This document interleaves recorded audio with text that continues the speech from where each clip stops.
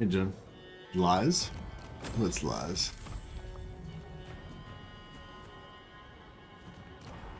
What's lies? Excuse me.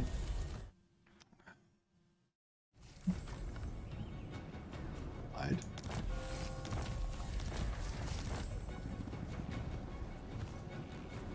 Even meat won't calm us.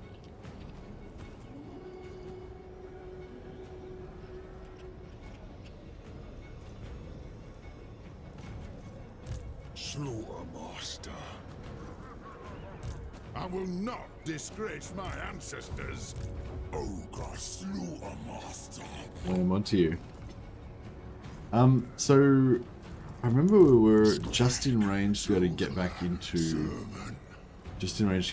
the rift. But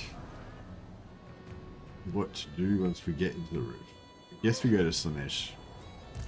Gotta go to Slanesh, of course. Right. The more sends me. We will not falter more. I mean, we could go to Carve and grind. we could go to Ingredients. The magic of me. I am the tenderizer. we could go to Zeech's realm just to check out the changes, but yeah. I don't know. I feel like even if they made it so that hey Rashi Bush, how you going, man? Welcome. Yeah, everything going pretty well. Just pretty low key. Just moved into our new house. Just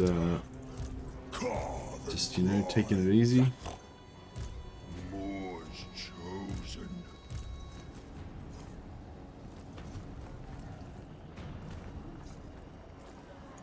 Master Butcher. Consume.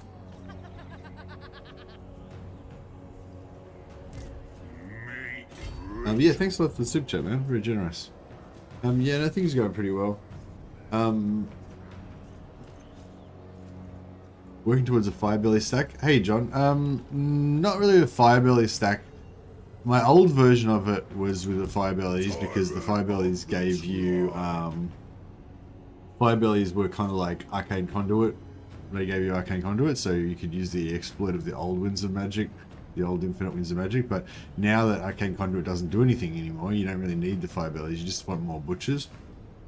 So every Butcher that you have gives you 6 extra Winds of Magic reserves that they can from their that they can get from their extra ingredients ability. So you can cast this straight away, and then you can recast it after you've been in combat, in melee combat, I think for 1 minute and 20 seconds or something like that. Cooldown 90 seconds. Yeah, 90 seconds, sorry. So yeah, so they all get 6 extra wins straight away because this starts off already charged. But then once you use it initially, you have to be in melee if you're for 90 seconds if you want to get another use of it. Perfect TV shows? I prefer sci-fi usually, hard to tell. Yeah, but what would you say is like a perfect sci-fi show though, you know what I mean?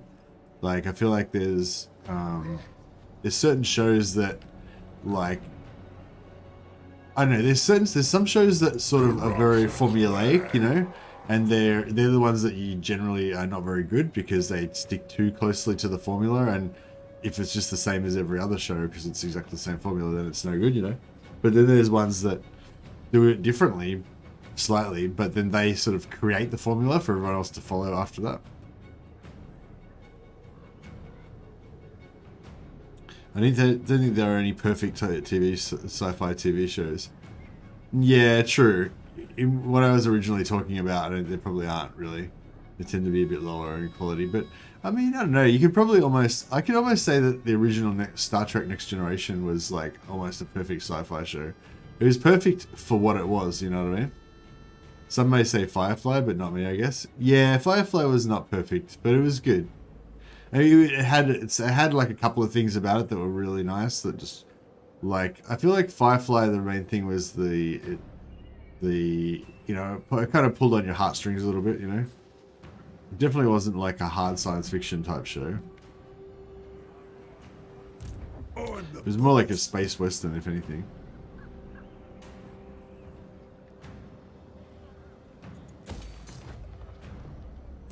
Tyrant of the tribe. All right.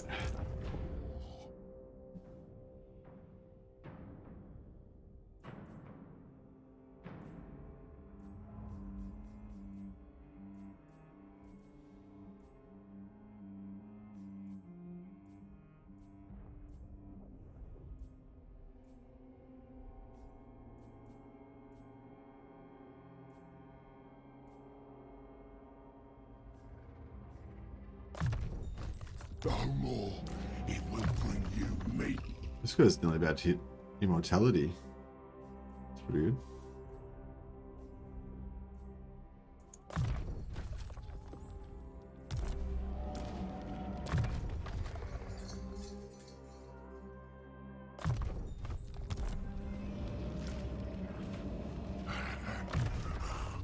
The more will consume all.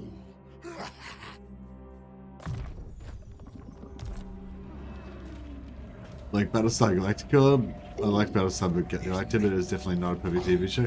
Yeah, Battlestar Galactica is definitely up there. But I think it's definitely along the same lines though, I reckon. Like, I feel like Battlestar Galactica was getting closer. It was like, Firefly was not even trying to be perfect, you know what I mean? But it was kind of, you know, Battlestar Galactica kind of was pretty cool. Maybe Mandalorian early series and The Expanse maybe. Yeah, The Expanse, actually, The Expanse kind of almost hit it at some points.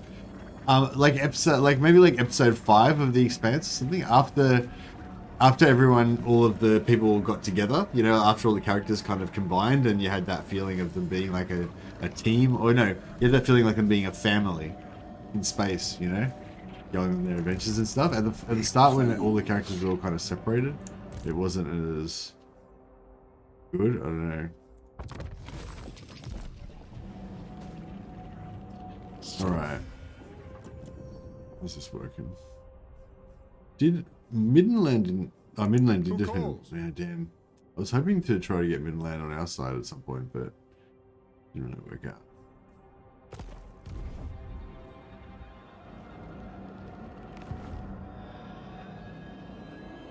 Yeah, well, sci-fi series tend to be fairly niche, you know, so they don't tend to have the big budget.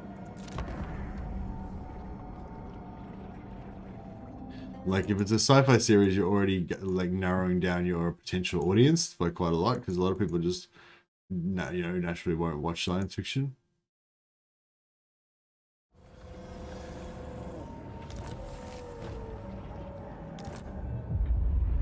The realm of chaos, a place unbound.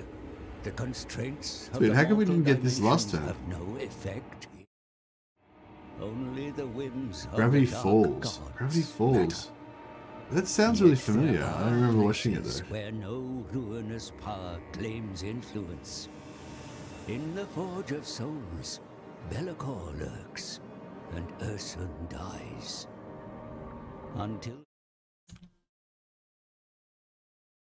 you remain out of reach.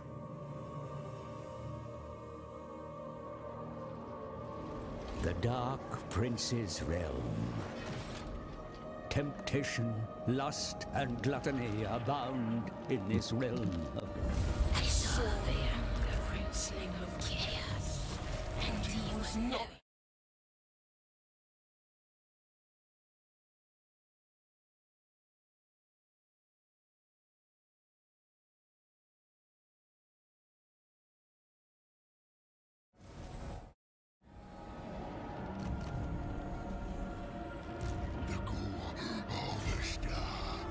Alright, so we're going to encamp stance, so we can get a little bit of replenishment. So I think there's a couple of units here that need a bit of replenishment.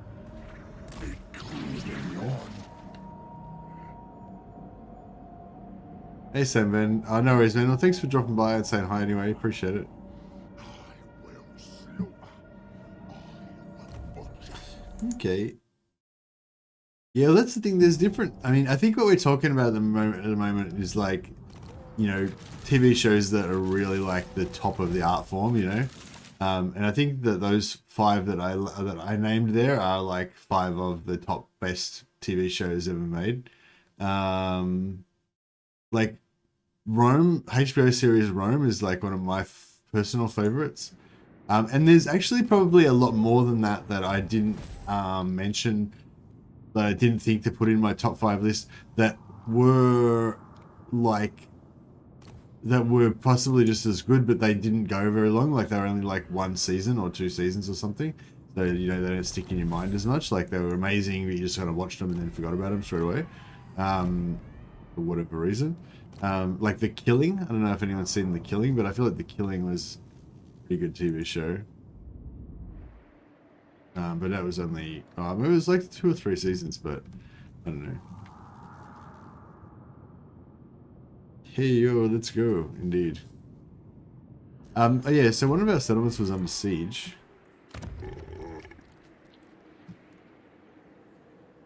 Sort it out.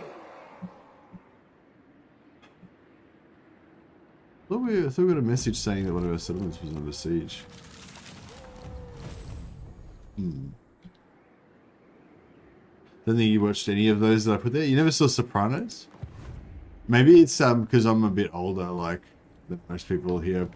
So yeah, probably there's new TV shows that you guys are into, pretty different from the ones I watched. There's someone in the wrong channel. This sounds like more like a TV shows program. Yeah, it is. Today it's a TV shows program. Oh yeah, by the way, thanks to Warmaster Moloch, who actually posed this question to me on Twitter. This is one of those like Twitter questions thing. Warmaster Moloch put up his five perfect TV shows as he saw it, and then I kind of replied. And yeah, I just thought, oh, that'd be a fun thing to talk about on stream actually, just to get some chat going. So yeah, so it was actually Warmaster Moloch's idea, this topic, not for my stream, but just as a topic in general.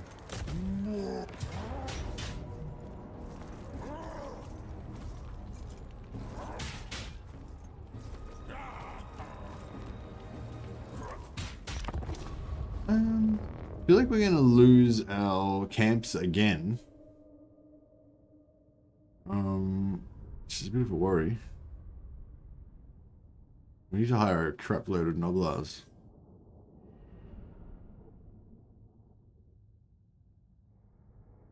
Didn't watch it because it was a mafia thing. I felt like I saw too many movies with that. Oh really? Wow, you should definitely check it out. I don't know, maybe you don't like this, maybe you don't like the same type of TV shows as I do. But I mean, I guess that's interesting, like I feel like, oh, I don't know, I sort of felt like I shouldn't really put Sopranos up there. It's not, Sopranos is not on the same level as like Deadwood and The Wire. Like The Wire, Breaking Bad, and Deadwood, and West Wing as well, kind of. West Wing's kind of perfect in its own way as well. It's extremely biased, and it's like West Wing's cool. It's like this fantasy version of what politics would be like if everybody was like just really altruistic and dedicated and stuff like that. Like I think today you get this you get painted this picture that everybody in politics is evil and selfish and corrupt and, you know, and all this kind of stuff.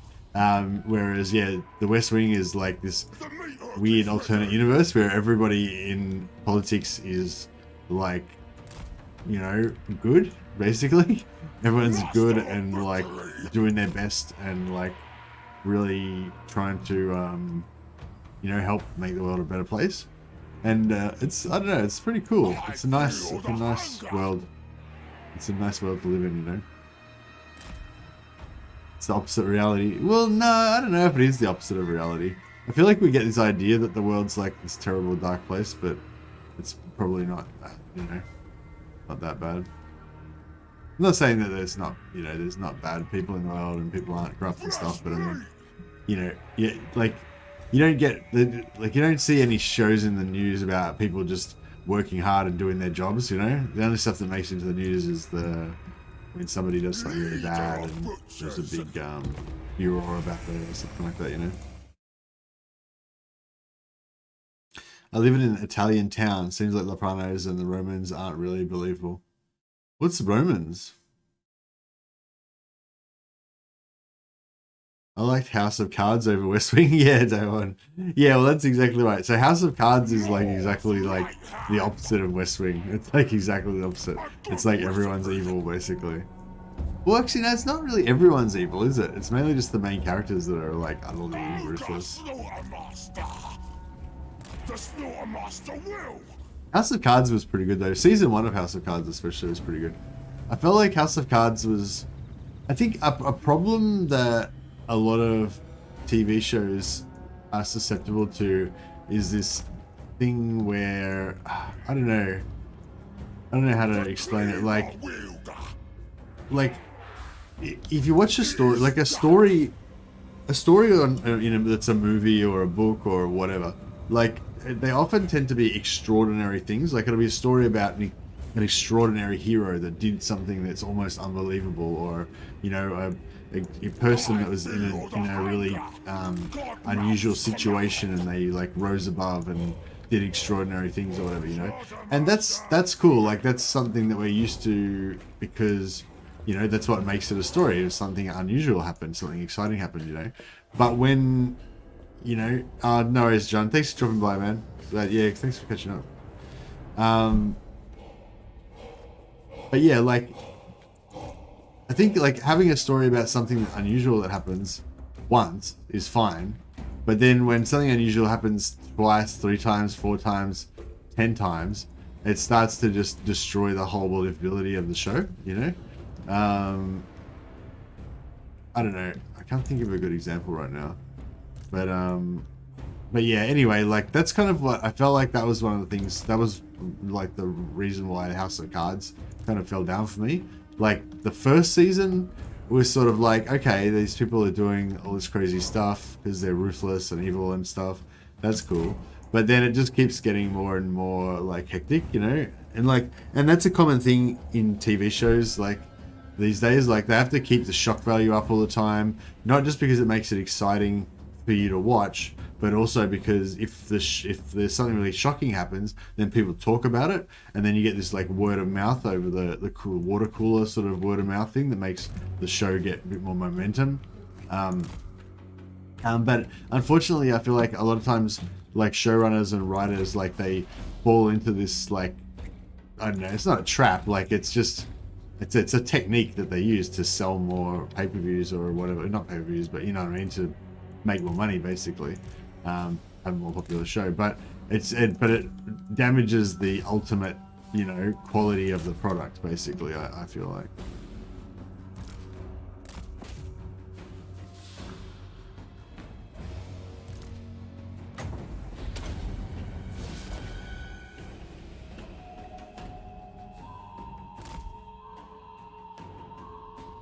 I wonder if we can shoot this dude. We get him out. Boom. Just keep shooting fireballs at this thing until it runs away.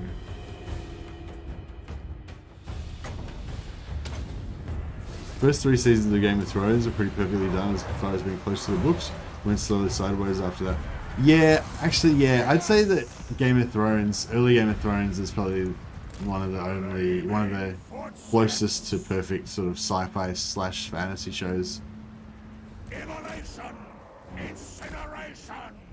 Had just like perfect amount of exposition, world building, character, everything. There's a lot of YouTube videos about like how awesome the first few seasons of Game of Thrones were. Do you kill this dwarf yet? I think he's dead, right? Yeah. Clone Wars. I mean, Clone Wars is so good, isn't it? I love that. Mercy, if your show did the TV show must be finished. No, it doesn't have to be finished. Just anything, any TV show that you think is an example. Like if you were teaching in, if you were like a film school teacher or whatever, and you had to give your students like 5 examples of like perfect TV shows for them to like emulate, then like, yeah, what would they be? The Mandalorian was good, but I wouldn't say it was anywhere near perfect. Like the writing of some of those episodes was pretty basic, you know. But it was good though. It was cool, and it stuck to its like, it had a strong like theme kind of thing. Well, not theme. Was theme? I think, I don't know. Like it had sort of a formula that was like a good formula. Kind of stuck to it. Even meat won't calm us.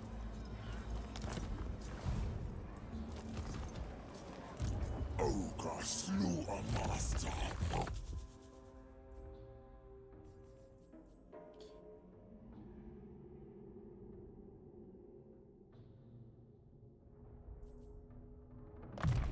A fine tool of butchery. More. Guard my guts. Carve and grow.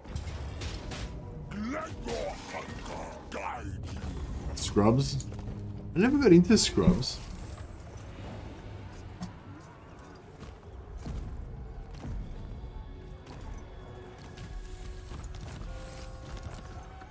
Game of Thrones. Sadly, they cancelled the TV show after season 6. Yeah, that's it. Game of Thrones, but we retcon history, and in our version of reality, season 7 and 8 just never happened. Like, it was sad, but they just cancelled the show after season 6, and everyone was like, "Oh man, why would you cancel it? The show was so good." But like in our version of reality, it's actually much better than what actually happened. War's chosen. Hunger cannot slow us. The Expanse first 3 seasons were good. Yeah, first season of Expanse was pretty amazing, and the second season, yeah. I don't know. It started like, I don't know. Maybe it's not so much that it went bad or anything. It's just that like it's not kind of how I would have done it. You know, it's a bit different how I would have done it. Maybe. March on for the more. Slaughter master. Hunger cannot slow us. Master butcher. Wheel of Time is my vote for worst book adaptation. Man, how they ruined it. Oh yeah, I only watched like the first episode or 2, and then I just stopped bothering to watch it. But I don't know. A lot of people said that they thought it was actually really good. So I don't know. You reckon they did a bad job?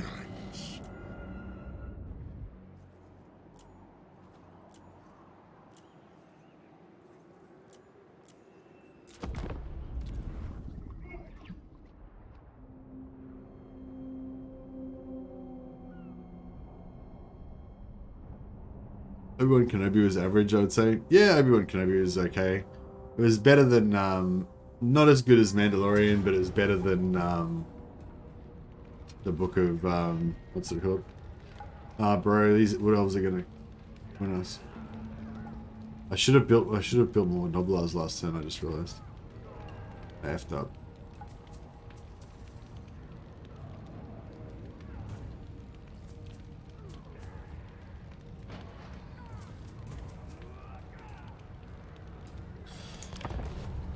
I'm not gonna win this, but yeah.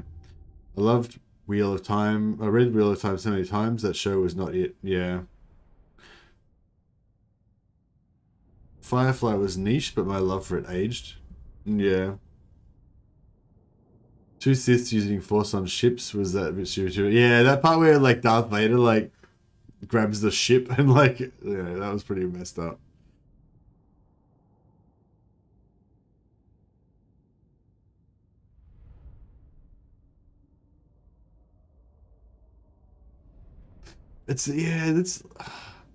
They've always got to make everything like bigger and more crazy and everything than it was before, and yeah.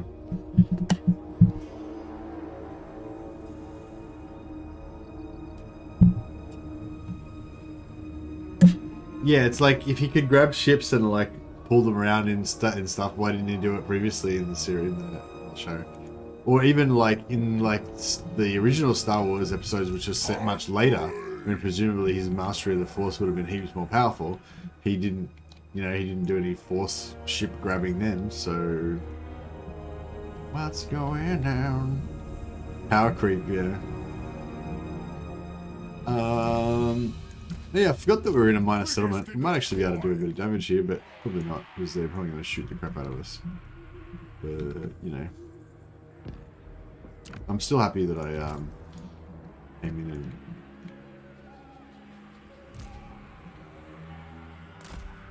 Take it all!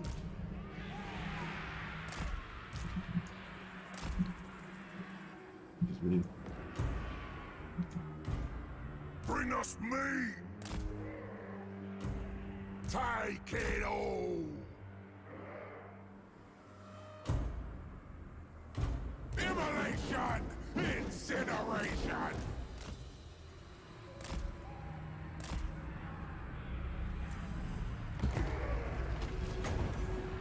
Saw of the fireball! What is that from? Is there a lord over here somewhere?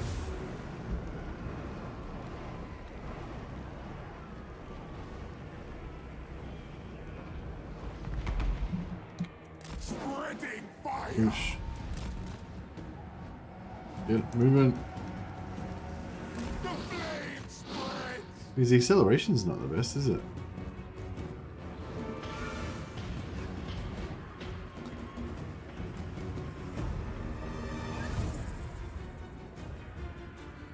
Reaper.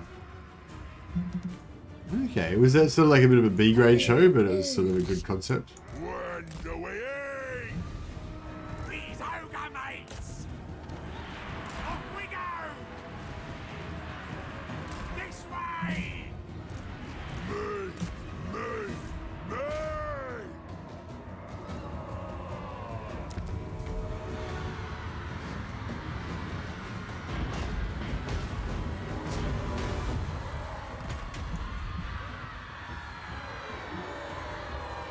Child of the volcano! Immolate them! Flaming footsteps!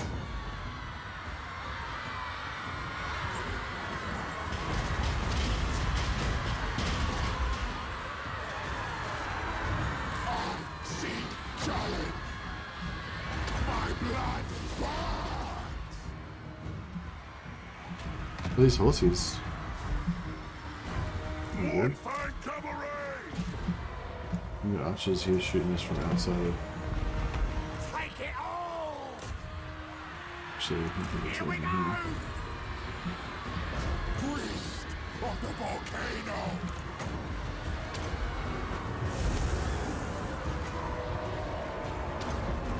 Face me, master!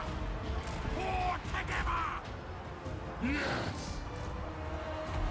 Nasty plan! Fire is life! Burn them alive! I'll spell ya! Is this barricade like up now, or is it not? Didn't it go up? Hold together! I think it's up. Killing time! We'll probably reckon some of these units. Okay.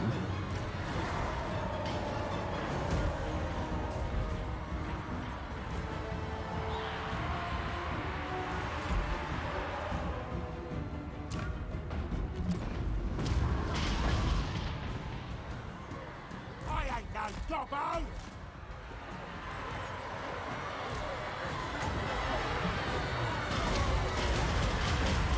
Flames rise! I'll do it! Hungry! I'm gonna kill that lord. Sort of. When do we eat? Noblars attack! You get impact damage on these guys, but we didn't actually get impact on them quickly. Full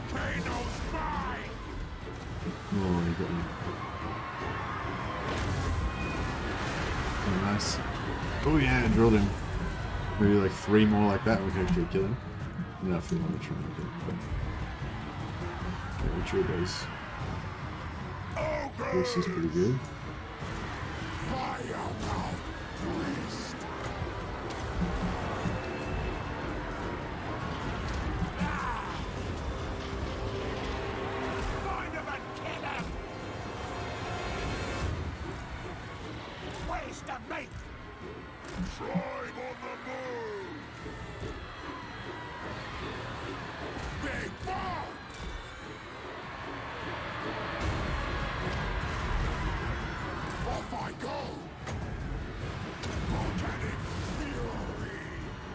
Oh shit. Find a meal. They're dead. Russian. Rejoice in flame. Seeking needs. Mournfang cabaret. Good man. Thundering forth. Off we go!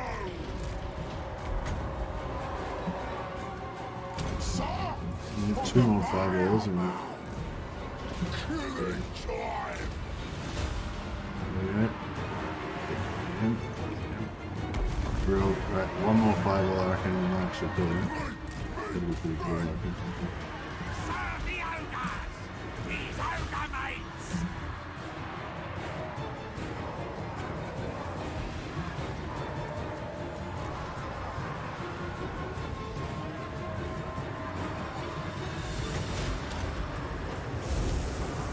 Mournfang cabaret! This way! Looking for me, survivor of fire! Yeah, we're some runners.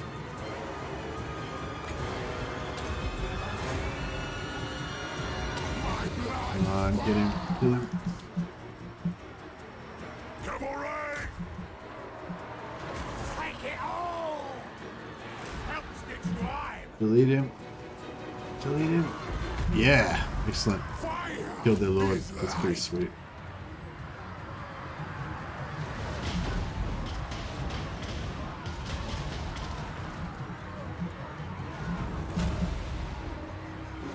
Immolation! Incineration! Follow the fire! Oh, we got another hero. Crap.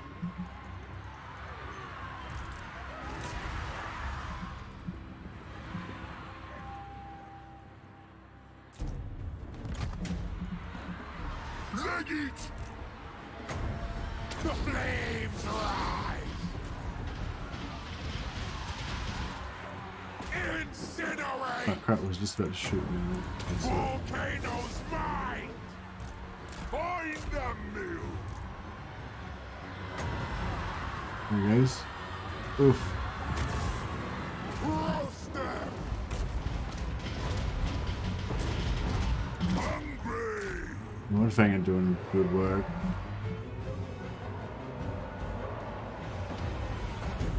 When do we eat? Munch 'em! Follow the Moor's call! Charge bonus in there. Take it all!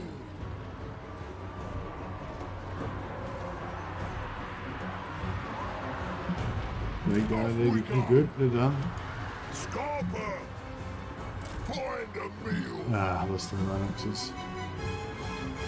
Fire mouth priest! Nicky! Volcanic fury! Ogres! The glory of flame! Nah. Everyone's breaking. Nah. Oh well, we messed them up quite a bit. I wonder if that might be enough to actually slow them down. Because our other armies aren't really ready for that.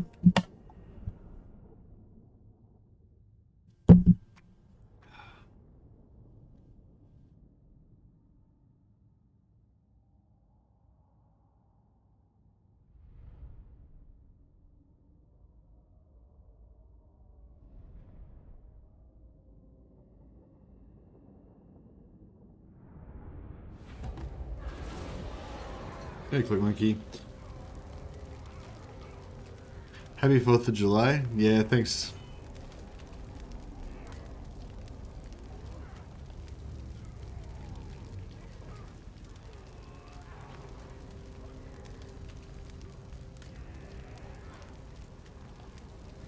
Mr. In-Between. Mr. In-Between is classic. Mr. In-Between is so good.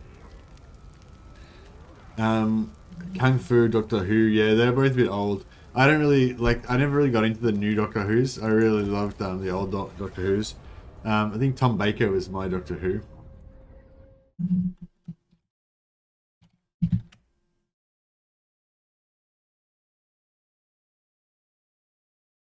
Yeah, Tom Baker. He was my favorite Doctor Who.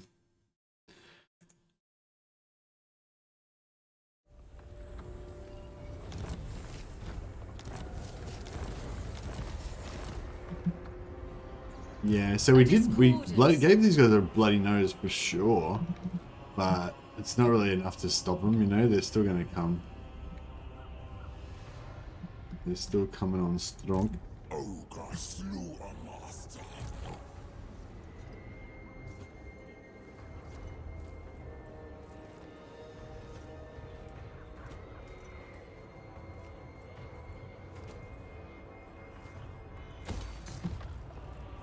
Slaughtermaster.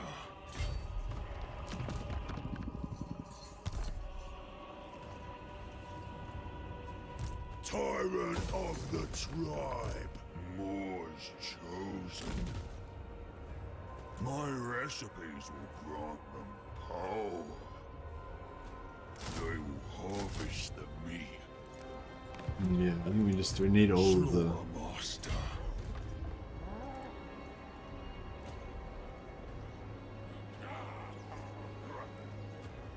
The more guides us. Artist of the Cleaver. Consume. The great Moors command.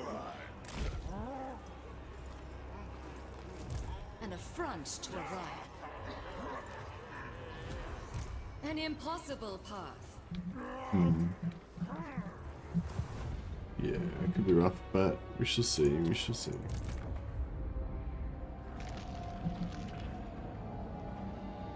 Must go.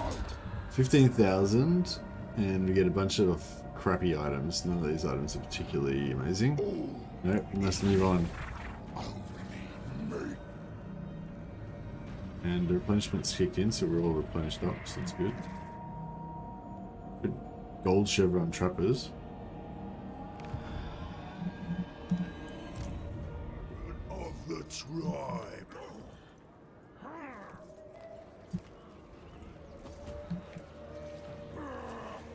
Want everything.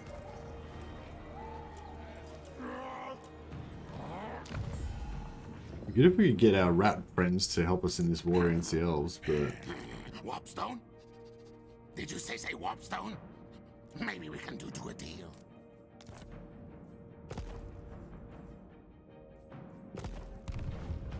Fine. Alright.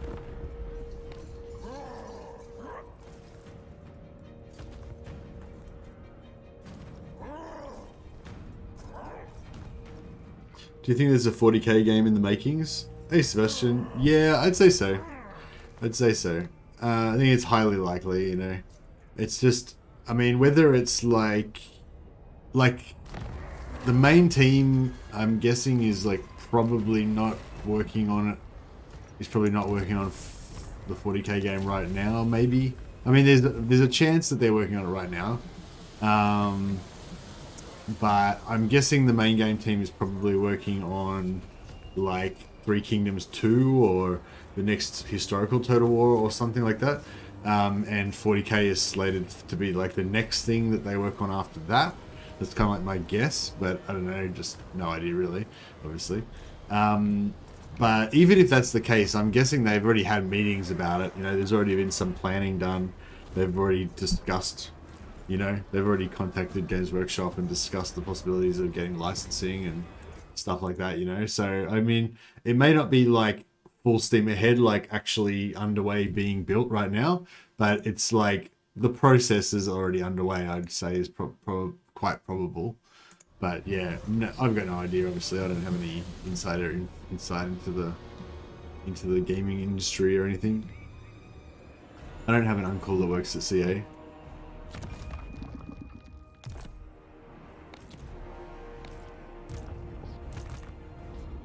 Have another classic, MASH. Oh yeah, MASH. I remember watching that when I was a little kid. Well, actually, no, I never really. Actually, I mean, I have watched it, I guess, but I never really watched it per se. But I saw it a bunch of times. You know, like I don't know how to describe it, but like I don't really remember ever being really that into MASH. But I remember watching a lot of it. When you're a kid, you just kind of watch whatever's on TV a lot of the time.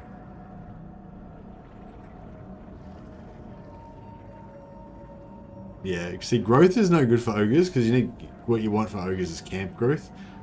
Like normal growth is super easy to get. Camp growth is pretty easy to get as well, but yeah, but camp growth is what you really want, not normal growth. And 40,000 is okay, but you can, well, yeah, 40,000 would be really good, but.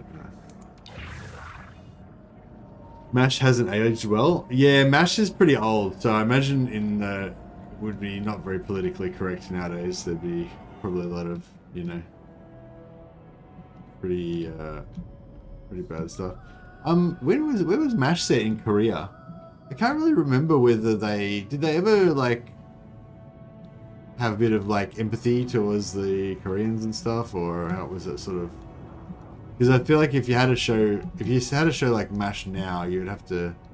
I don't know. You can't really do a war. You can't really do a comedy about a war today, can you? I mean, maybe you can. I don't know.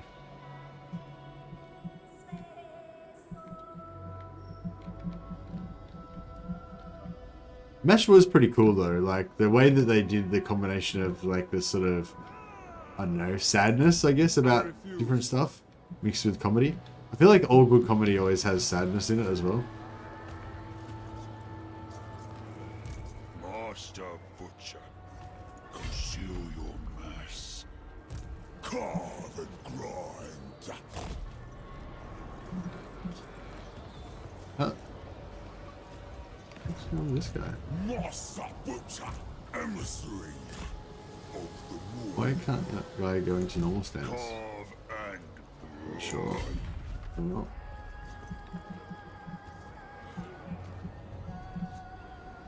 Yeah, so we might lose Reichland, but I never actually built anything in Reichland. I only invested in these 3 provinces, so jokes on them. Obey me, oh mine. Yeah, we really need some money. I hope these guys can hold out long enough. Hopefully we can sucker those wood elves to come in. They die. We get some money from them. Married with Children. Yeah, I watched Married with Children. I wouldn't say that was anywhere near a perfect show though. That was pretty weak, I thought. It had some funny parts in it, but it wasn't like, I don't know. I don't feel like it was a classic or anything. Like, I feel like it's one of those ones that was just, you just got nostalgia towards it because you watched it a long time ago. It's not like it was actually super good, but I don't know, maybe it was. Maybe I was too young to understand it or something.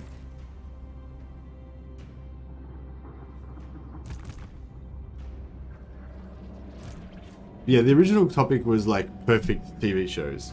Like TV shows that just hit all of the things that you need for like the best TV shows ever made kind of thing. Steptoe and Son. Oh, that sounds familiar, but I can't really remember. Steptoe and Son. I can't remember.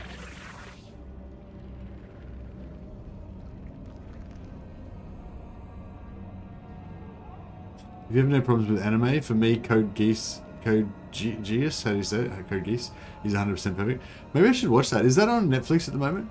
I've been trying to find a good anime to watch on Netflix because, I like shows that have lots of episodes as well. Like things, if you want to have something like a go to bed show that you watch when you go to sleep, or something like that. Its whispers never end. The Godmouth's command. I go. What are we in? Circle of Carnality. Plus 20 relations with all factions. Yeah, nah. Well, we could have to fight this turn.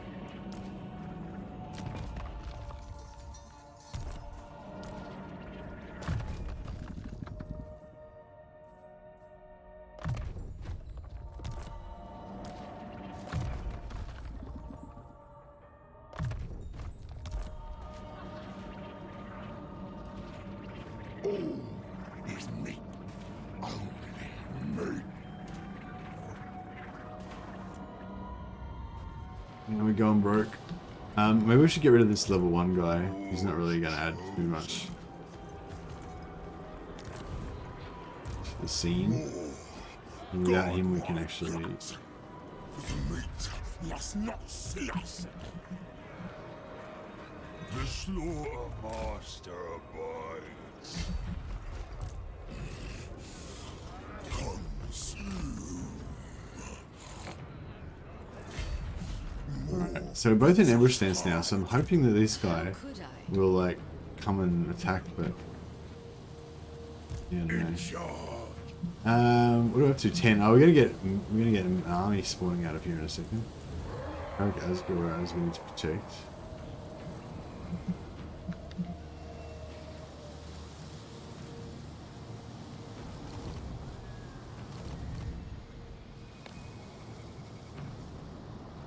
I can name 5 shows. Breaking Bad, Top Gear with Jeremy Clarkson. Okay, that's an interesting one.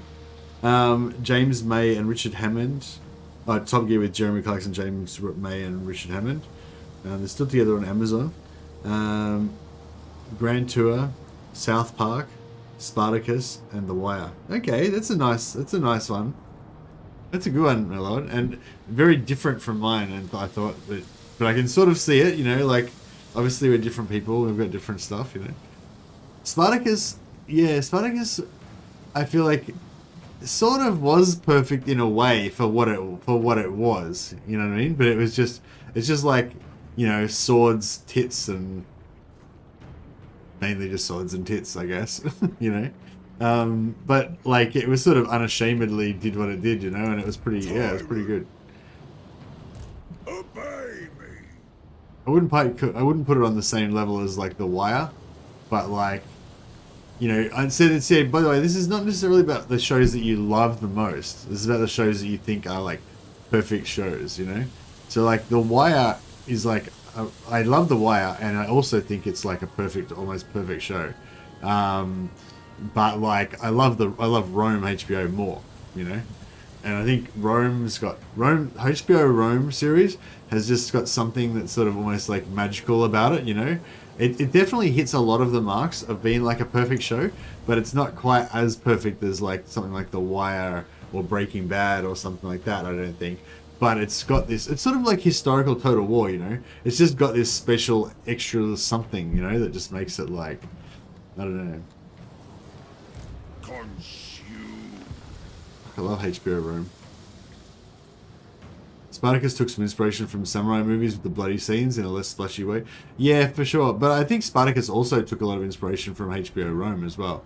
Like all the stuff with Batiatus, all the stuff with like the kind of background, like life in Rome kind of stuff, and like the machinations of the Roman households and stuff, like and the politics and everything. I feel like a lot of that was extremely similar to the stuff in HBO Rome, but just way more like trashy and sexy and stuff in Spartacus. Meat ritual.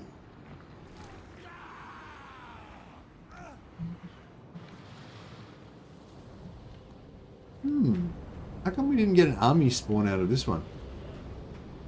There's definitely, yes, I wasn't sure before whether maybe, like I sort of thought like armies were spawned out of every single one of these originally, but then like people said, oh no, sometimes they don't spawn and stuff like that, and then I thought maybe they do spawn everywhere, but sometimes they get killed by the AI over the intern and you don't notice and stuff like that. But yeah, now you can clearly see there's no army spawned here, and definitely nothing in range that could have killed it, and it definitely couldn't have gotten away because my settlements are blocking it on both sides, you know. So yeah, so okay, so yeah, I mean, I kind of just knew from, I kind of knew that they didn't spawn everywhere from, like, you know, lots of circumstantial evidence, but that's just kind of demonstrating it there. But yeah, I wonder how that mechanic works. I'm like, my thought is that it's just random, like it's just like there's a 30% chance or a 60% chance or something for an army to spawn there. So they spawn on when this gets to turn 10, and again when it gets to turn 5. And I think again when it gets to 0, when they disappear, another army spawns, I think.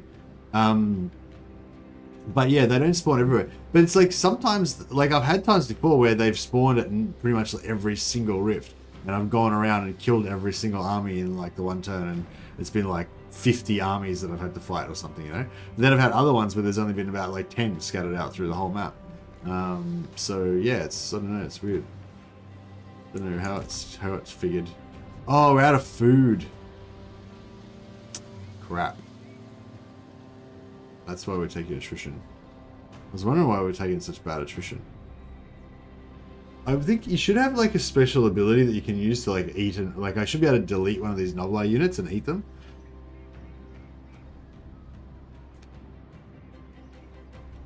Spartus got derailed with Andy Whitfield being diagnosed with cancer and his eventual death.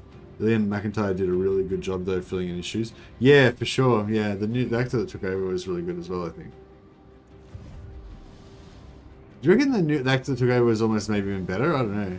They're both pretty good. Whenever I think about Spartacus, I think about what do you call that? The world Angron, the world leaders Primarch.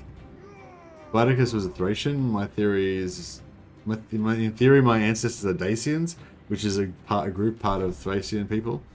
Impressive. There you go. You're basically a descendant of Spartacus, Adrian. I can see it. Spartacus aired after 300 success. Yeah. Spartacus was 100%. Like the art style of Spartacus was 100% based on 300. It was like exactly the same.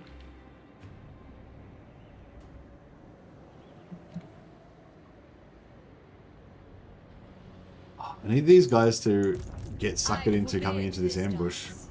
I'm a bit dubious that this army can even beat them anyway, but if more of these guys come, we got to get back out. We're basically just, we've got to finish. I've got to take whatever the next reward is. We've got to just take it and go, I think. Otherwise, we're going to be in trouble. I hope we get at least 50,000 gold. Or at least 40,000 gold. Because we got offered, like 45 already. So if we only get 20 or something, it'll be a bit of a bummer.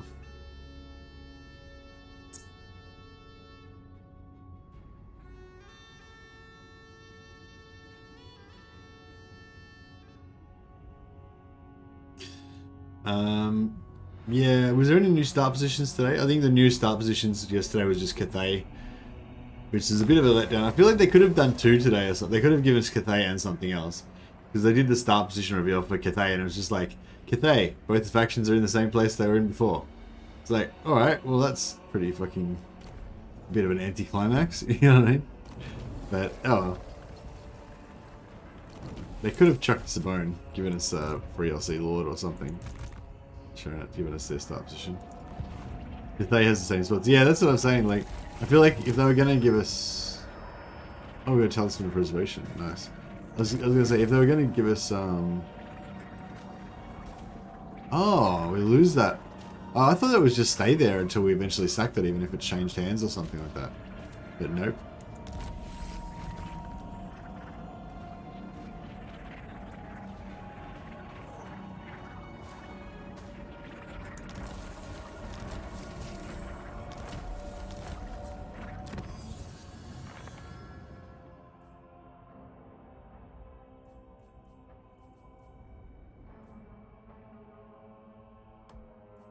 Yeah, I really want to go down here. This population 3 for newly deployed camps is actually really good as well, though. Really want that too. Oh, and this income from the camp buildings is huge as well.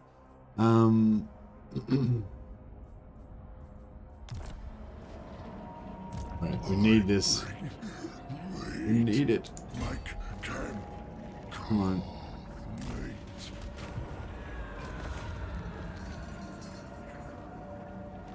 60,000? No item.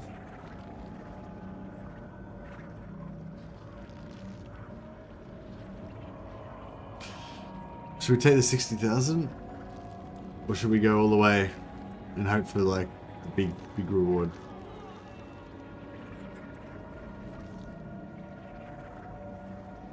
Okay.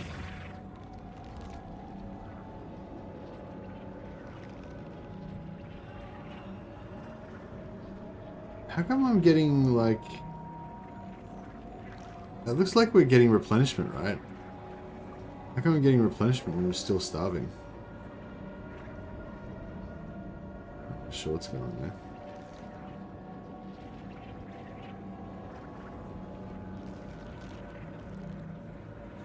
Take the money? Yeah, I should have taken the money. Oh well. We only gotta get 2 more. If we can get 1 more, I reckon, before the elves come.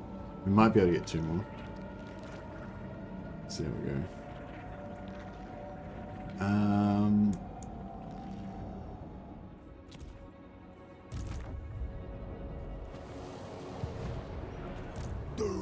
Try and put down another camp. Tyrant of the tribe. I'm the boss. Yeah, leave it at that. That's fine. Oh, they're coming for us. 1, 2, 2 turns maybe. It looks like they've lost interest. That's cool. It looks like these guys are going to be here in 2 turns. Do you like Warhammer 3 tower defense sieges? Yeah, they're pretty fun. I enjoy them, but I think I'd prefer if they changed it slightly. I'd like it if they made it so you can't rebuild them all the time. Like if like your defenses were based on how much you'd done in preparation beforehand, you know, and you could like choose where you wanted your towers to be, but they'd be like permanent. That'd be cool, I reckon.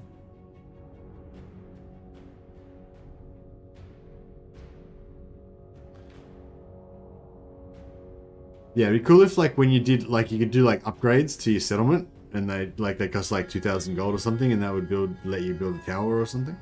That'd be cool. Or even just even just if you had like they did it exactly the same as it is now, except for you had a certain amount of resources based on whatever. So you'd start off with like 2,000 maybe instead of 1,000 or whatever. But you could spend it all, and you could spend it all before the battle starts. But then you wouldn't be able to rebuild anything during the actual battle. I think that would be better. That way it wouldn't be so like, it wouldn't be so sort of gamey, you know. It'd be a bit more like strategy. Like I feel like being able to rebuild your towers and reposition barricades instantly and all that kind of stuff, it's a bit too gamey. Yeah, I'd rather it was not like that. How are we getting replenishment right now when we've got no food? I'm not really understanding what's going on here. Does anyone know what's going on there?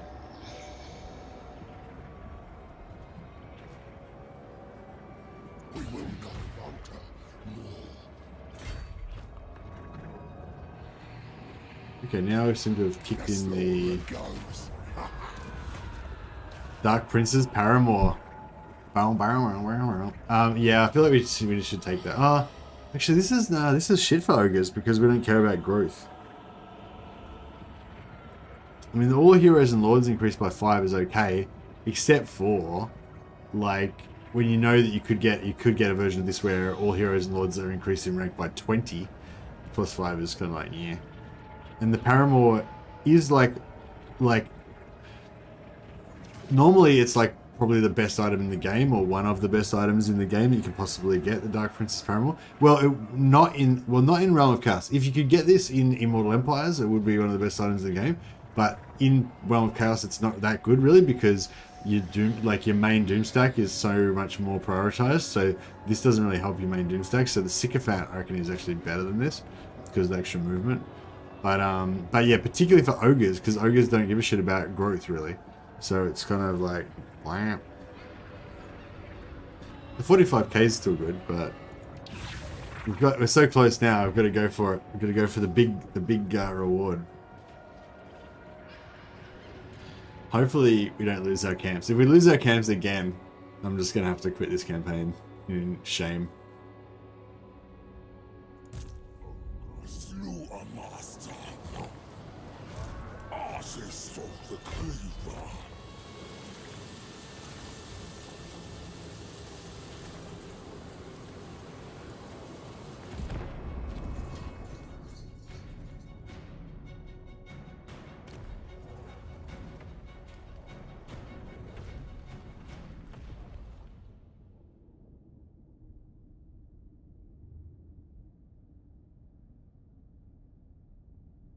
That's basically how the barricades work in Attila. Yeah, that's basically what I want, just for it to be like in Attila.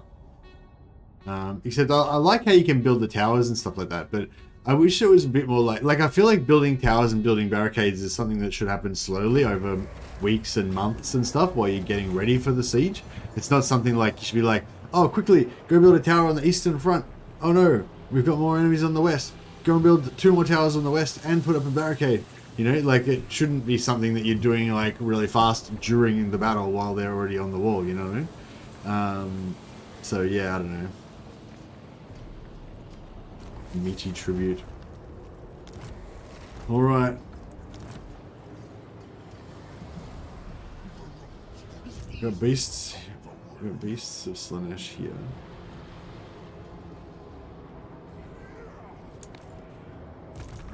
Scrag, old buddy. Do this. Let's kick this pig.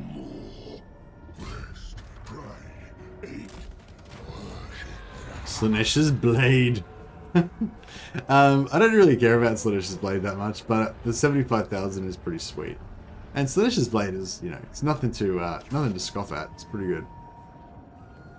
All right, we will lie down. We will spare you, demon. We will not eat the demon today. Alright, perfect. Alright, that worked out well. We didn't lose our camps. Not yet, anyway. We might be close to losing them today. Unwise. I don't know if I should nip back and kill this guy, or if I should just not take the risk and I should run down here and help these guys out first. The magic of me. March on for the war. Conceal your mask. 77,000 gold. One Booyah shot.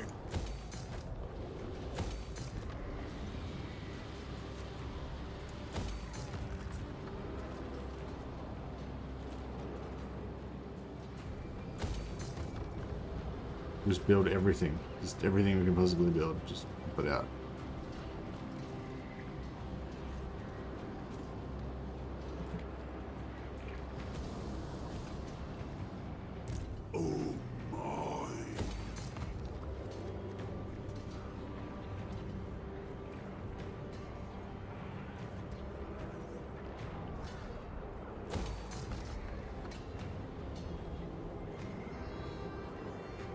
Oh yeah, lead belches for sure. All our dreams are coming true. It's happening, boys. It's happening.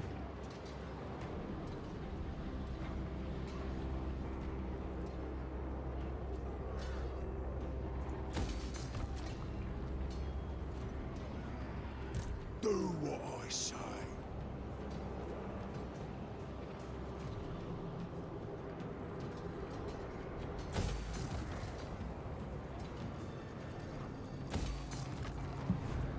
Alright. We might salvage this mess of a campaign after all.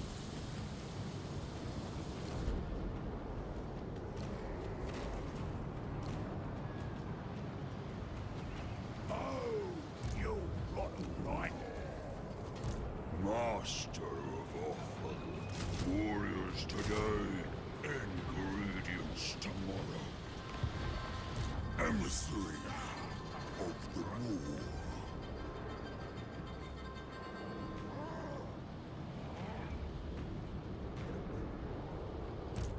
War's chosen. In charge, tyrant.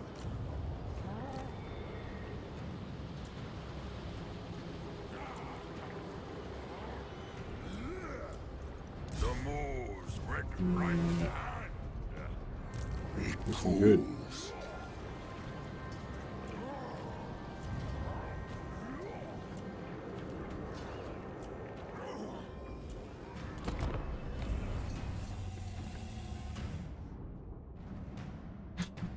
Greg's got such a cushy start position. Like we've got like all of the Empire coming for us, but you know all of the Empire factions are all like weak as piss. The Wood Elves are a little bit scarier, but not much.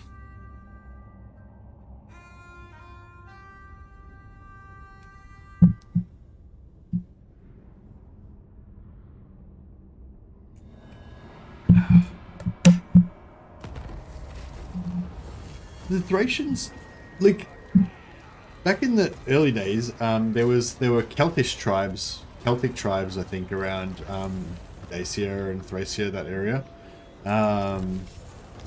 Yeah, the Thracians. I don't think the Thracians. I'm not sure if the Thracians were like Celtic exactly, but there was like a bit of Celtic influence in that area at one point, wasn't there? Like I think the Celts were like really widespread at one point.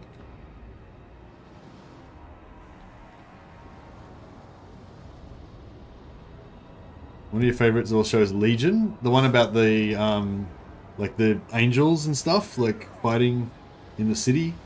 It was like a post-apocalyptic city or something, but then there was like angels and demons and stuff. Or was that sort of thing? Once upon a time, we were all Bell Beaker people. I don't know what that is, so I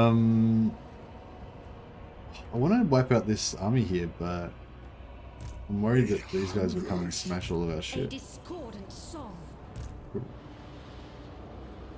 Good. My Kubana writes. It helps the hunger. I'm just gonna auto-resolve this so we can get the wipe on them. They are me. Only me. Get us some quick meat as well.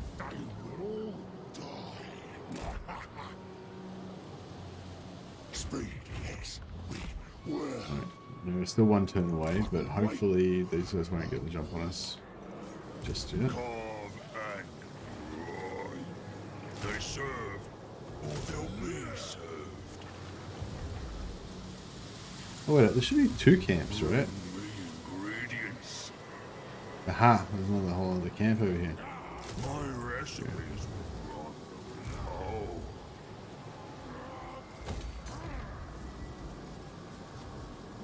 Your toxins are back seasoning.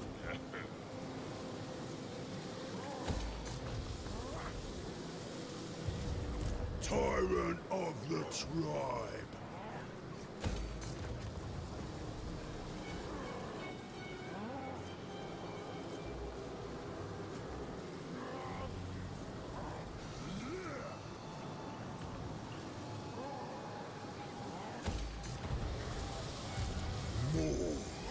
God, what guts! Obey the master of slaughter. But, wait a second. Didn't I build... Slaughter master. Oh no, it's still got 2 turns left to go. There's some decent items.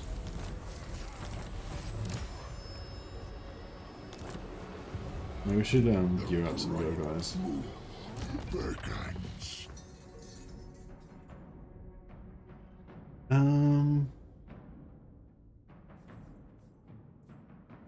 We should probably start getting lead belches going. I can serve you better, Great War.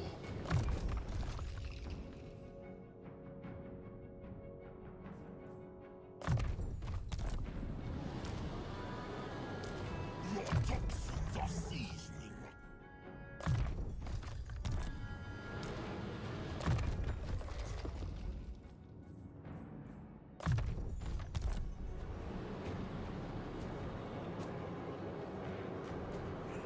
Thracian tribes, Celtic tribes, and Germanic tribes are not so united as the Roman Empire.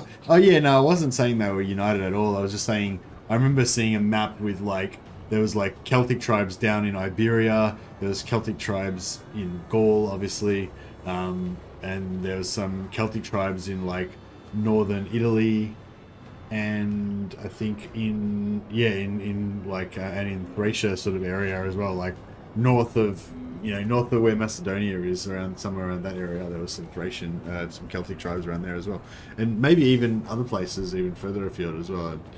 I can't remember now, but I just remember thinking that they were spread over such a really wide area.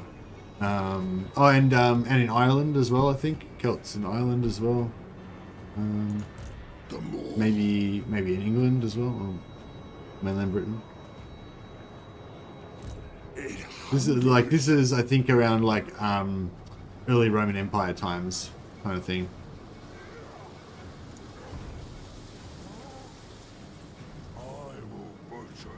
Someone pushed the Celts away from the east, and it was not the Thracians. Don't remember who. Oh, okay.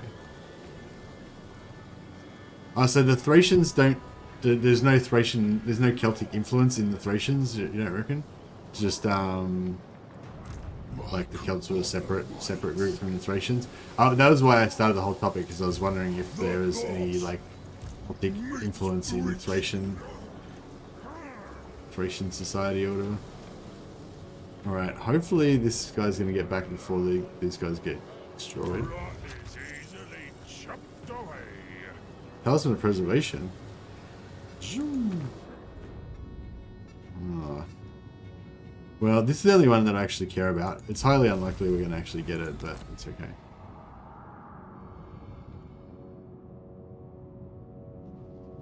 English, Scots, Irish, and Welsh were all Celts originally. There was 2,000 years of folk movement. I don't know, were they originally Celts, or was there originally like some other race there before the Celts? Like because like the Picts, the Scottish Picts or whatever, they were not Celts, were they? Were they Celts, or were they some other race?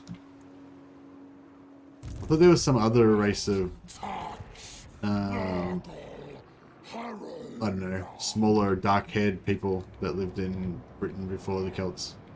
But maybe I'm getting confused. There was influence for sure. Celts were at war, but also at peace with the Thracians, lived in similar areas. They took things from one another for sure. Okay, but they were sort of distinct groups. They weren't like, it's not like the Celtic tribes there became the Thracians later on or anything. You reckon they were definitely separate groups.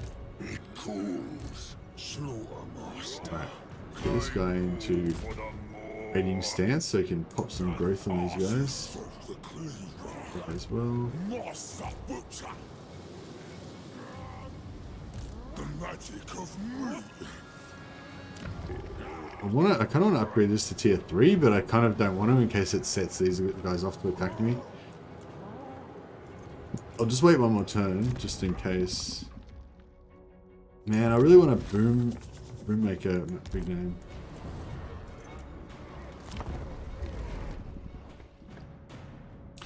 There's practically nothing to suggest that Picts existed other than the books of Robert E. Howard. What?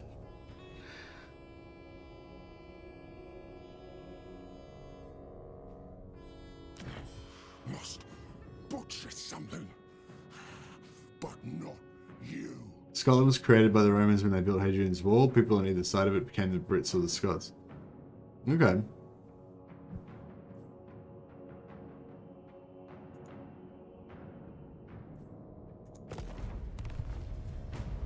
That's interesting, Clockmaker. I hadn't heard that before.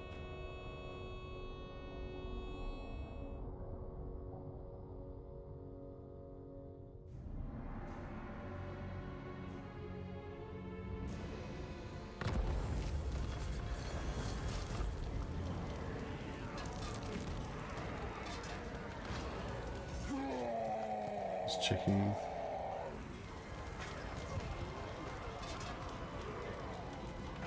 Checking our Twitter feed, see if there's any new exciting news on there.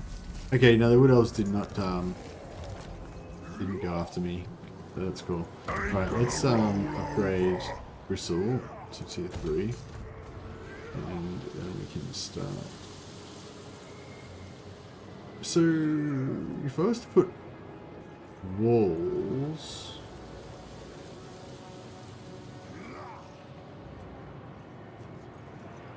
Oh, so you can't build major settlement walls for ogres.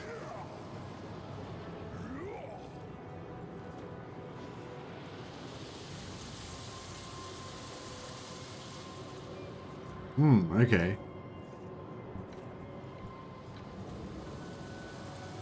Imric got exciting news today. How did Imric get exciting news? Oh yeah, where is Imric's start position? I forgot about that. Oh, Imric just starts where he did before, yeah. Did nothing. I don't think nothing changed for him. Alrighty then.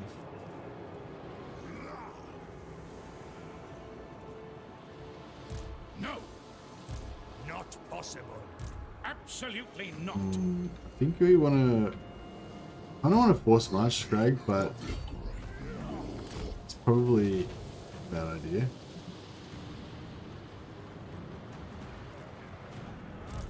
War's chosen.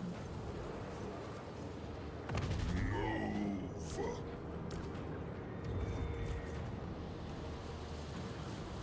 I'm the boss. Scrag, soldier, servant.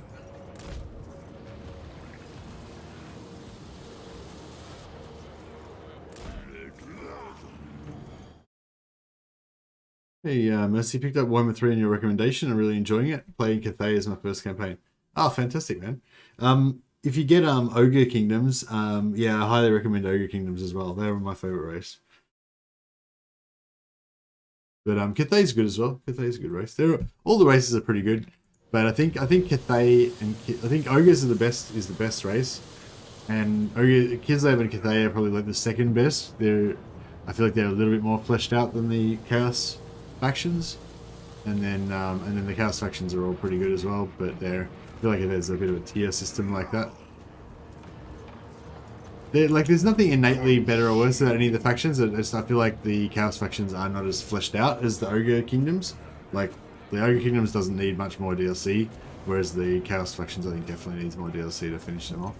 But I'm glad you're enjoying it, and yeah, I think it's a good game. It will be good in the end.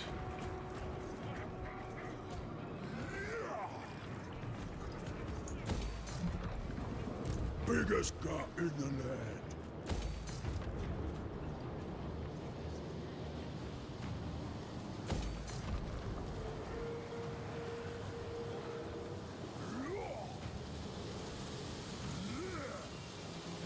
Not really sure what else to build in this last slot.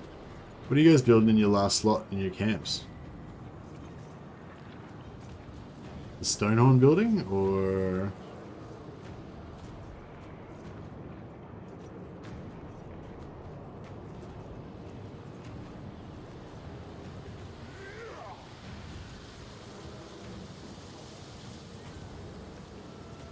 I already got the Stonehorn building. I guess I could build this one. This gives meat, but don't really need it.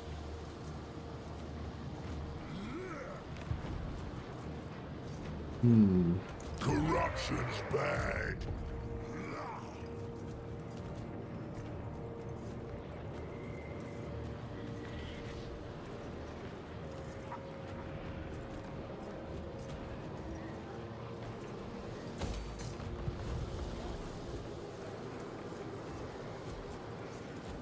I am the tenderizer, Master Butcher.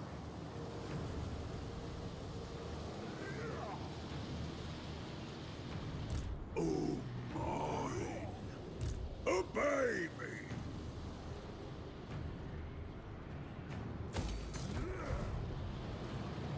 The more. Alright, let's see how it goes. Can Pit of Shades damage gates? Oh, actually, yeah, I don't know. Not sure. I assumed no, it didn't damage the gates, but I'm not 100% sure now you mention it. Maybe it does. Yeah, I'm not sure. I'm pretty sure some spells do damage gates, but I can't think which ones. Tomorrow is Skaven and Greenskins only the day after. Not that I expect any big changes on map locations. Yeah, I wouldn't be surprised if Tretch moves. I reckon Tretch moved over to the Darklands. Snickitch will be in Sneakage will be in Cathay.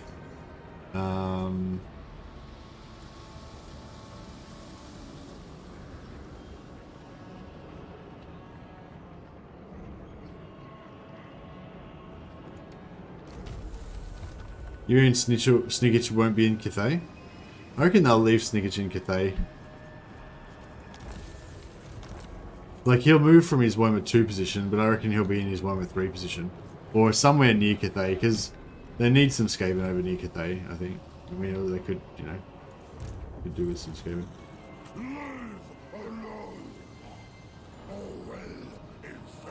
This is hard work. I'll ignore that. No.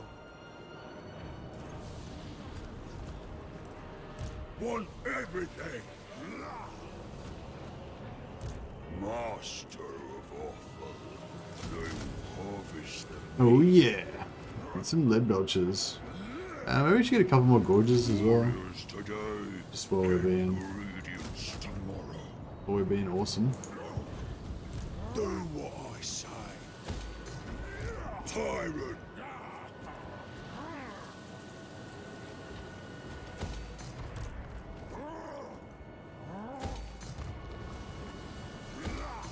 Alright, if we can keep all these camps alive for a little while longer.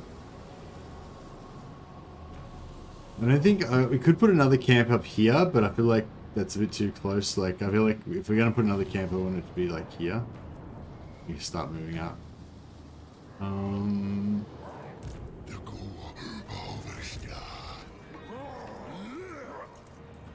Bring me ingredients. Slaughter master.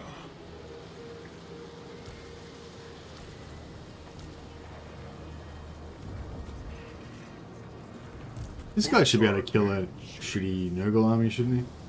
Hunger Surely. cannot slow us. Let's see how it goes. Right, and then this guy can be our recruiting March or into the guy.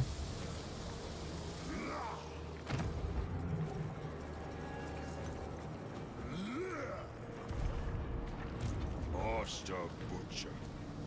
My recipes will run. Oh.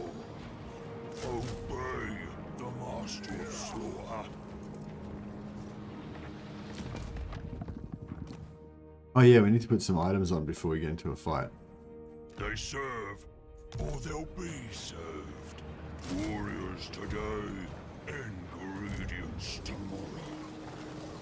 It hungers. Alright, so what are we gonna do here?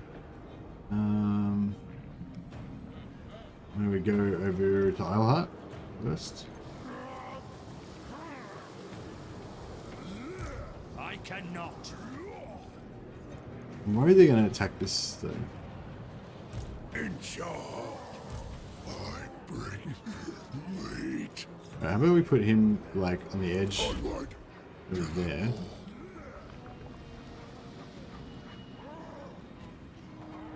Waste no part of a corpse.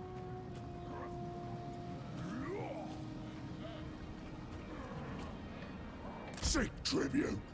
The more sends me. Must go. I want to put down a camp around here, but it's just a bit too hectic at the moment. Emissary of the war. The more guides us.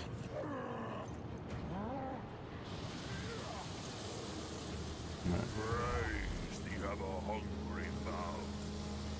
Call And then gear up our boys. servant. Here we got Dawnstone, Iron Course. What enchanted item can we give him? Anything better? Not really. I'll give him Potion of Toughness, but that's not. Yeah, no, he's alright. A bit of armor would be good.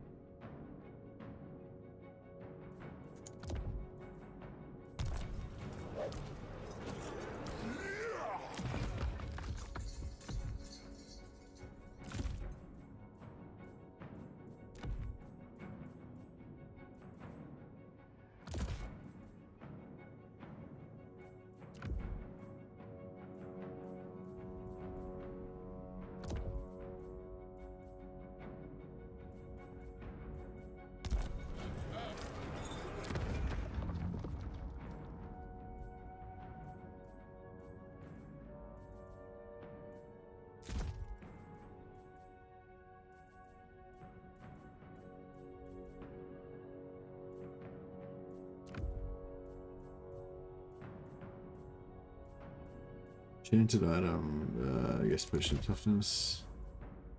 Cool. Alright, it's pretty solid.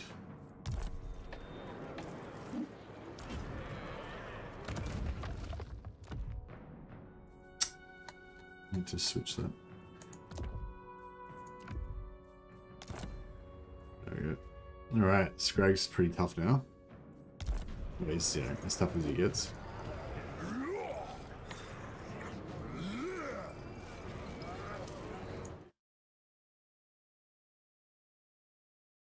Oh, wait up. We got 67 votes, right? And 34% of those people said, yes, I can name 5 perfect TV shows in chat. So that means about 21 people.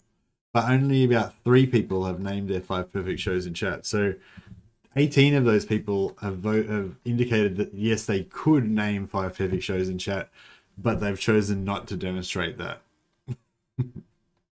So yeah, if anyone wants to name your 5 perfect TV shows, you don't have to put any explanation. You just put the names of the shows.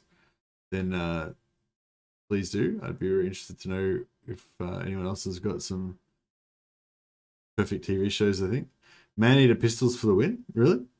What do you like? What do you like Man-Eater Pistols for, Gene? I'm not saying they're bad. I'm just saying what do you like to use them for? What's their application?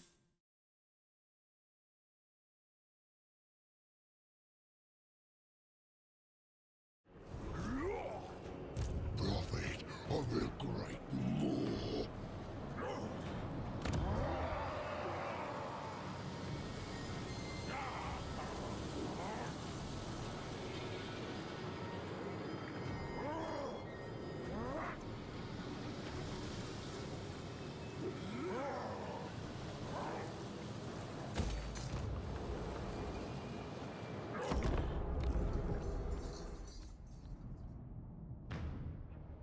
Well, let's try and play a bit safe now. If I can just try to play it safe and not lose all my camps again, then we can probably just start rolling on from now.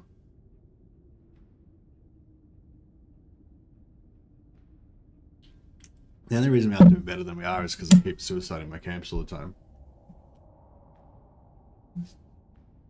Anyone else like the Borgia? Yeah, the Borgia was good. That's one about the family that became the Pope or whatever. The Pope family. There was another one, wasn't there, like similar to that, kind of called like the Medici or something. That was pretty cool as well. It was a bit of a swords, Da Vinci and tits type of show, as I recall, but good. As was Borgia as well. Altdorf. Kelly Bundy. Yeah. Christine Applegate was pretty hot back in the day. FMA, Brotherhood, Firefly, Bodyguard, Stargate, SG-1, and The Fringe. Yeah, Bodyguard, actually. Bodyguard's a recent TV show that was actually pretty damn good. What was FMA? I don't remember that one. And what was Brotherhood? I think I've... Oh, FMA Brotherhood. I think I, That sounds familiar, but... And Fringe, I can't remember what Fringe was either. Oh, Full Metal Alchemist Brotherhood. Yeah, for sure. Yeah, that's probably one of my favorite animes, Full Metal Alchemist. Just it's got that and with the English voiceover, with the English dubbed as well. Like, because the voice actors that did there's a really good English dub of it. I know some people maybe like to have it in the original Japanese with the subtitles and stuff, but I just feel like that some of the voice acting for the dubbing on some of the animes is really good, and I think that one's a really good example of that. Do you reckon we can do some damage to these guys with towers and stuff? I'm not sure that we can. Subbed because I didn't know there was a dub on Netflix. Nice. Brotherhood dub is very good. Yeah, I think so. I think it's really good. And it's just one of those, that's like exactly the type of anime that I like. Like, it's just got that sort of like little bit of like pulling on your heartstrings a little bit, and I don't know, just the brother is so, I don't know, it's good. Sons of Anarchy? Yeah, Sons of Anarchy is pretty cool. I feel like Sons of Anarchy is not like up there in like perfect shows territory though.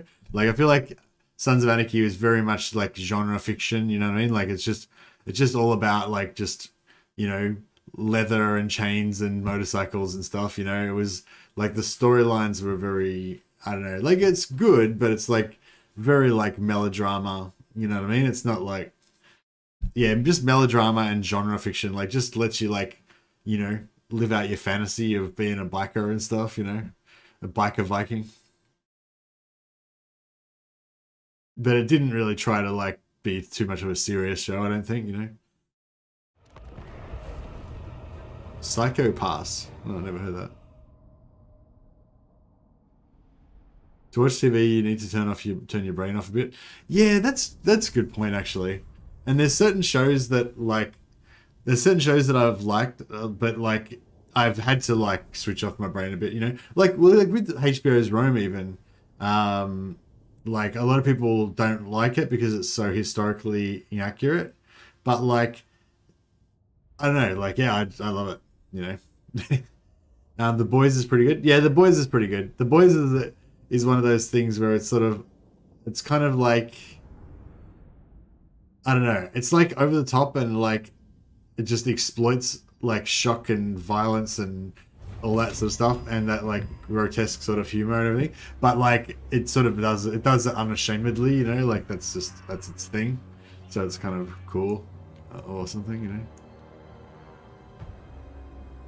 I don't know if I don't think I've defended this map before. Where are we? We're in Altdorf.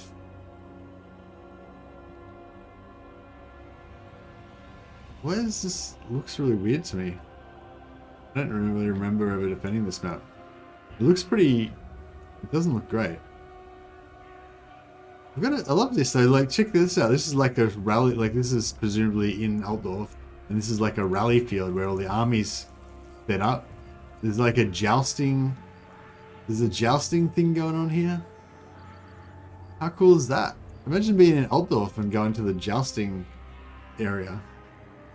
Oh, so this is like, oh, this isn't a rally. I thought this was like a rally field and they were all military tents where the armies would all set up. But that's not it at all. This is like the jousting area. This is like the, you know, this is like that area where the carnival shows like turns up when the carnival comes to town where they set up. You know, they'd have the jousting, they have games of chance. There'd be drinking tents set up here, and over here you can do like archery and stuff. Oh, actually, no, this looks like a training area. This is where the knights like warm up and stuff before they go into the joust or into the melee or whatever. Ornaments, yeah.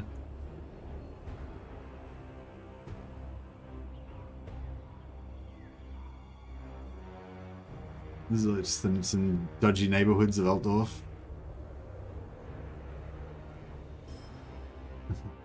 Guy's a rich dude, he's got a helipad on his roof. What's this? Oh, some little tents. Wonder what those tents are for there. Maybe that's...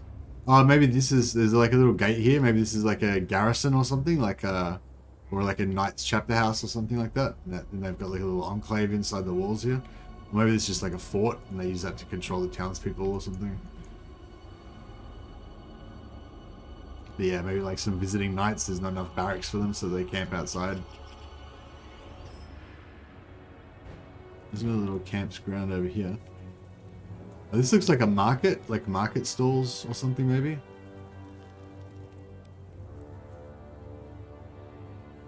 Anyway, it's cool. Yeah, like a citadel. Yeah, that's what I was thinking. Yeah, maybe a little citadel inside the. Yeah, this is like a little citadel inside the walls where the regiment of knights is set or whatever.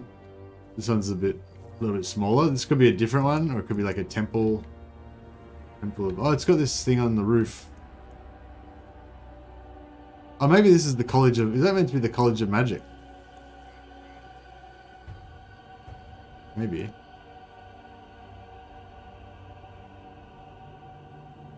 Anyway, yeah, cool. Like a lot of detail and stuff. But yeah, so where can we make a good stand and do a lot of damage?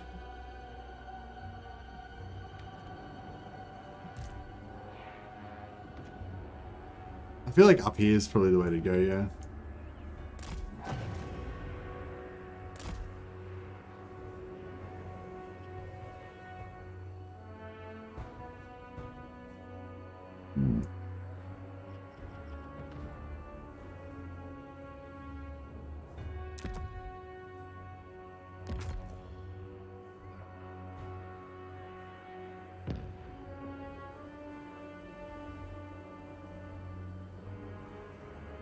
Oh. Actually, no, let's cancel that. Where were we? We'll go this one.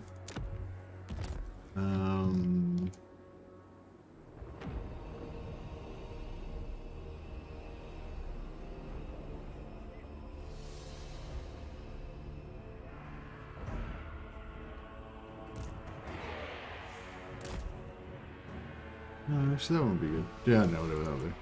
We're probably gonna lose anyway, so I won't get too crazy. Ogres defending Eldorf, yeah. I don't really expect to hold it, but if we could win this battle, we'd make some money and stuff. It would be cool.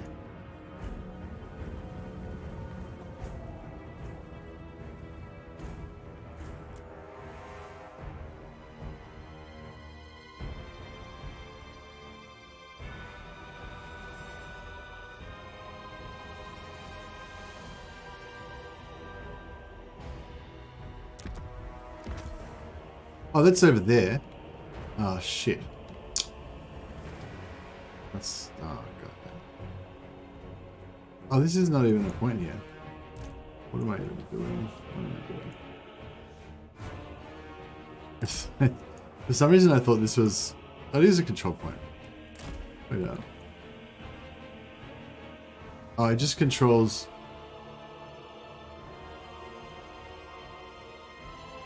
Oh, it just controls walls, but no actually towers. No.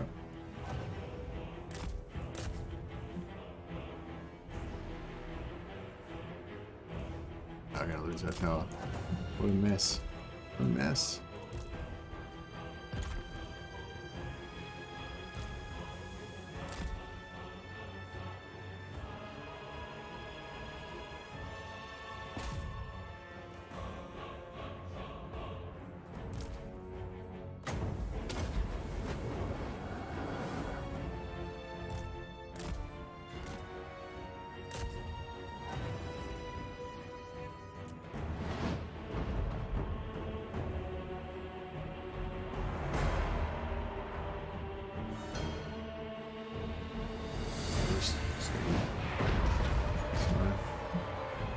Got this. The glory of flame! Aeon! Furthermore! I seek challenge! Immolation! Incineration! Incinerate! This way! Oh, he got me with a nice cast there.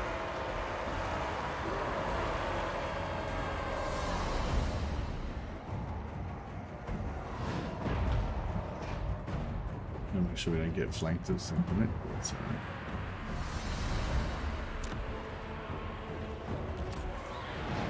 Fire belly! Roast them! Born-fang cavalry! Rejoice in flame! Priest of the volcano!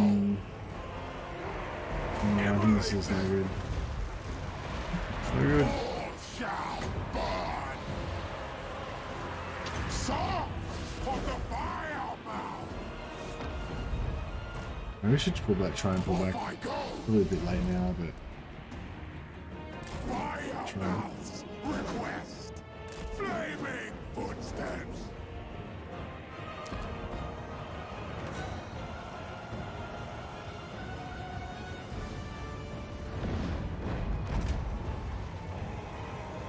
The glory of flame! Oh, yes! Here I go! Good plan! Let's go, boys! Swarm together! Born-fang cavalry! Ready! I don't know if I should build this now or yeah, probably. College of Forbidden Magic.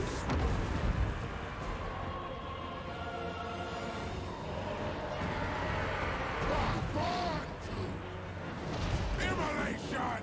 Incineration! Looking for him! Yeah, these guys should rally hopefully. Better get them back in here.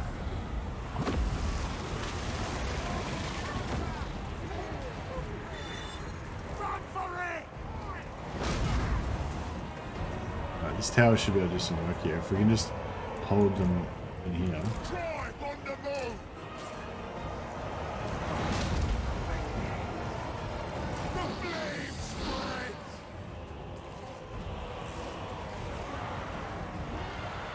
It's over, mates! Off we go! Noblars! Rampage! Here we go! Now he keeps using his magic on us. Shaman of fire!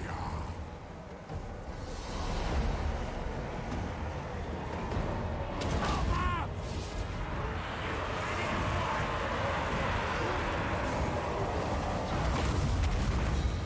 Yeah, maybe. Not sure if that fully landed or not. But... Is Total Warhammer 3 worth it to buy? Hey, NZ Junior. Yeah, definitely, I'd say. You should. I'd say you probably get 3 or 4 weeks at least of gameplay out of it, and then Immortal Empires comes out, which gives you another like crap load more factions. So basically, it's infinite replay value after that. So yeah, I'd say it's worth a buy now, just to play for a few weeks, and then Immortal Empires comes out in a few weeks. There's a big expansion for it, free expansion. Well, it's not free, but you need to own all of the different parts for it. Bornfang cavalry! If you've already got game 1 and 2, then I'd get buy Warhammer 3. If you don't have game 1 and 2 already, I'd probably buy Warhammer 2 first. That's probably the best one. But they all add together, right? So you want to buy all of them eventually. Fire is life!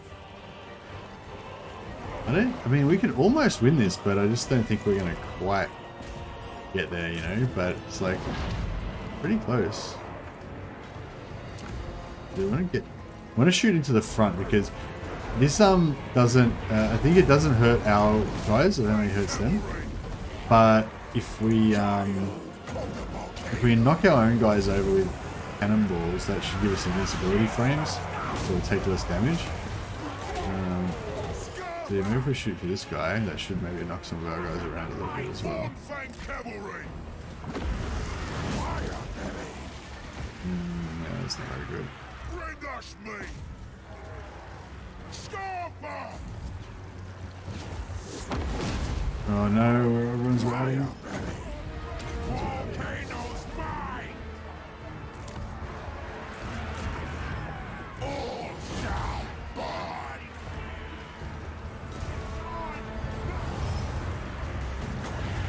My blood burns!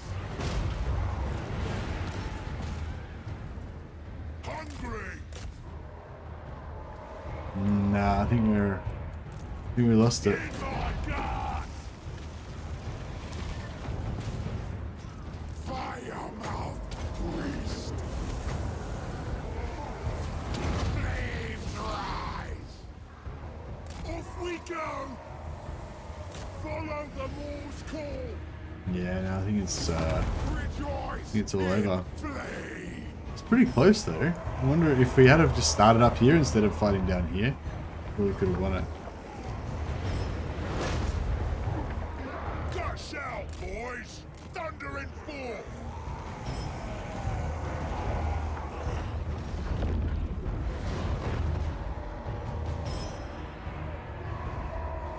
Let's go, boys! Run There we go. for it! Well, it was a pretty good effort though. We smashed them up pretty good. You have 2? Oh, you got 2 already? Or if you've already got 2, I'd probably buy Warhammer 1. Because Warhammer 1 and 2 you can combine them together to get the big map. And you also get like 5 extra races. So you get with Warhammer 1 you get Bretonia, Empire, Greenskins, Dwarfs, and Vampires. And some of those are really fun factions. So yeah, I'd probably buy Warhammer 1. You get it really cheap. I don't know, but I think it's actually a summer sale on right now, and everything's discounted. So basically, my recommendation would just be to buy as much as you can. Just buy everything, if you can afford it. Like if it's on special, like just try and get it when it's really cheap. But yeah, if anything that's heavily discounted, I'd probably recommend you buy. But yeah, Warhammer 3, I mean, Warhammer 3, you just want to make sure that you definitely get it before Immortal Empires comes out, which is coming out in August, so about a month from now, a month and a half from now, is Immortal Empires is coming out. So yeah, so my recommendation would be definitely buy Warhammer 3 before, definitely have 1, 2, and 3 bought before Immortal Empires comes out, because that's when you get to play all 3 combined. But until then, 1 plus 2, the combined map for Mortal Empires is the best. But having said that, I would still recommend that you get Warhammer 3 as well, so that you can play a little bit of Warhammer 3 before Immortal Empires comes out, just so you can, you know, have that experience of playing it without Immortal Empires. But that's just a personal thing. I don't know if objectively that's a really good idea, but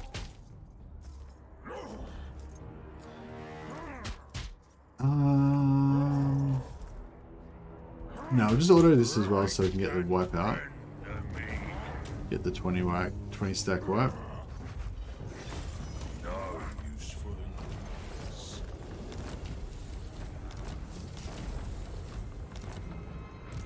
Moors chosen. I don't know if I should go up and kill this Nurgle Rift to stop the Nurgle rot. 100%. Yeah, it's pretty bad. Alright, maybe we should help him out, I guess. Follow the meat stench. Go and kill this Nurgle Rift. It's costing us a lot of money, but we've got to help out our Skaven buddies.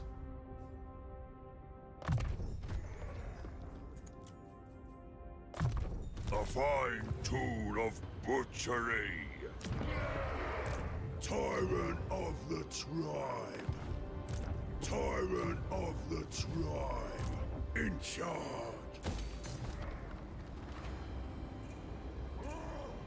Biggest gut in the land.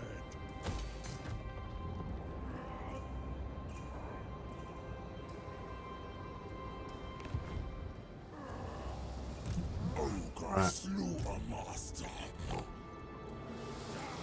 Let us kill. A discordant song. I feel like these Wood Elves are going to punish us pretty badly if we go after them. If I could peace out with them, I'd probably do that, but Orders? I don't think Consider it's yourself lucky that we...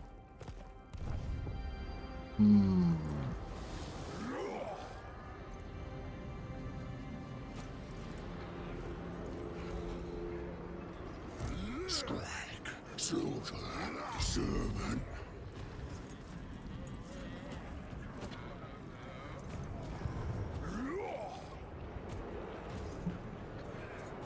Emissary of the Moor.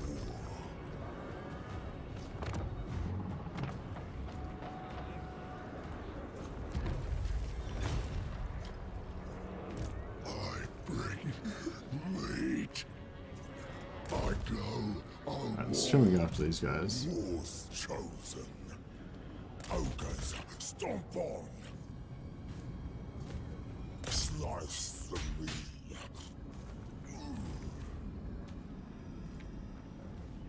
My cleavers await you. Move, move. You know, get rid of this one of these guys.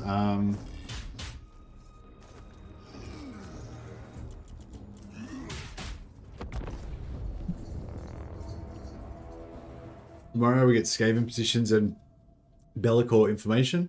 A little hope for good tech tree for Chaos Undivided under Bellicor, and a mechanic for Chaos leaders like Bel, Archeon, and Prince to unite all Chaos. Do you have a link for where it says that we're going to get the Bellicor information tomorrow, Raving? Or can you tell me where that you saw that information? I'd like to read the actual, you know, press release or whatever, or the actual what they said.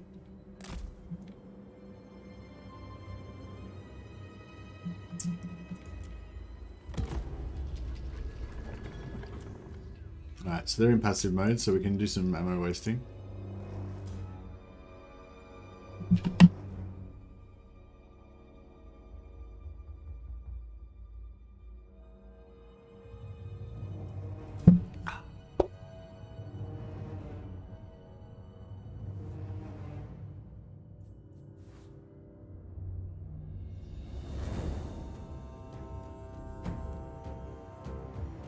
Which article are you talking about, Raving? One of the blog posts?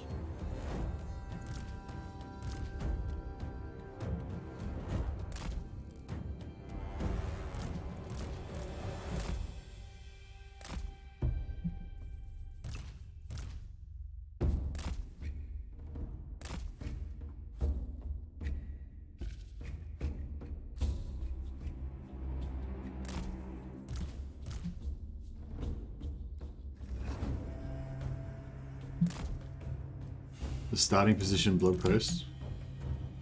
Cool. Alright, let me check it out.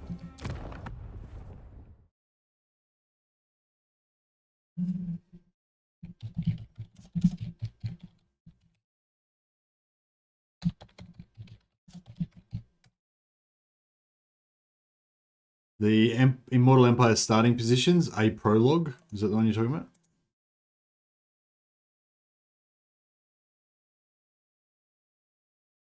Or the just normal starting position? Yeah, the prologue one.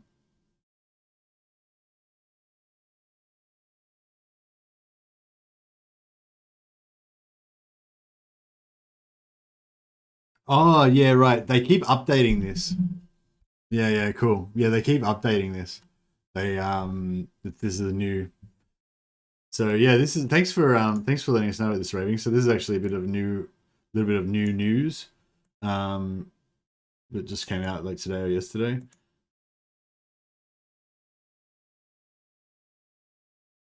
So yeah, so I haven't checked this, like I haven't been checking this every day, but you know, like first of all, it's came out with this. It told us about the Empire, and then they added on and also Chaos.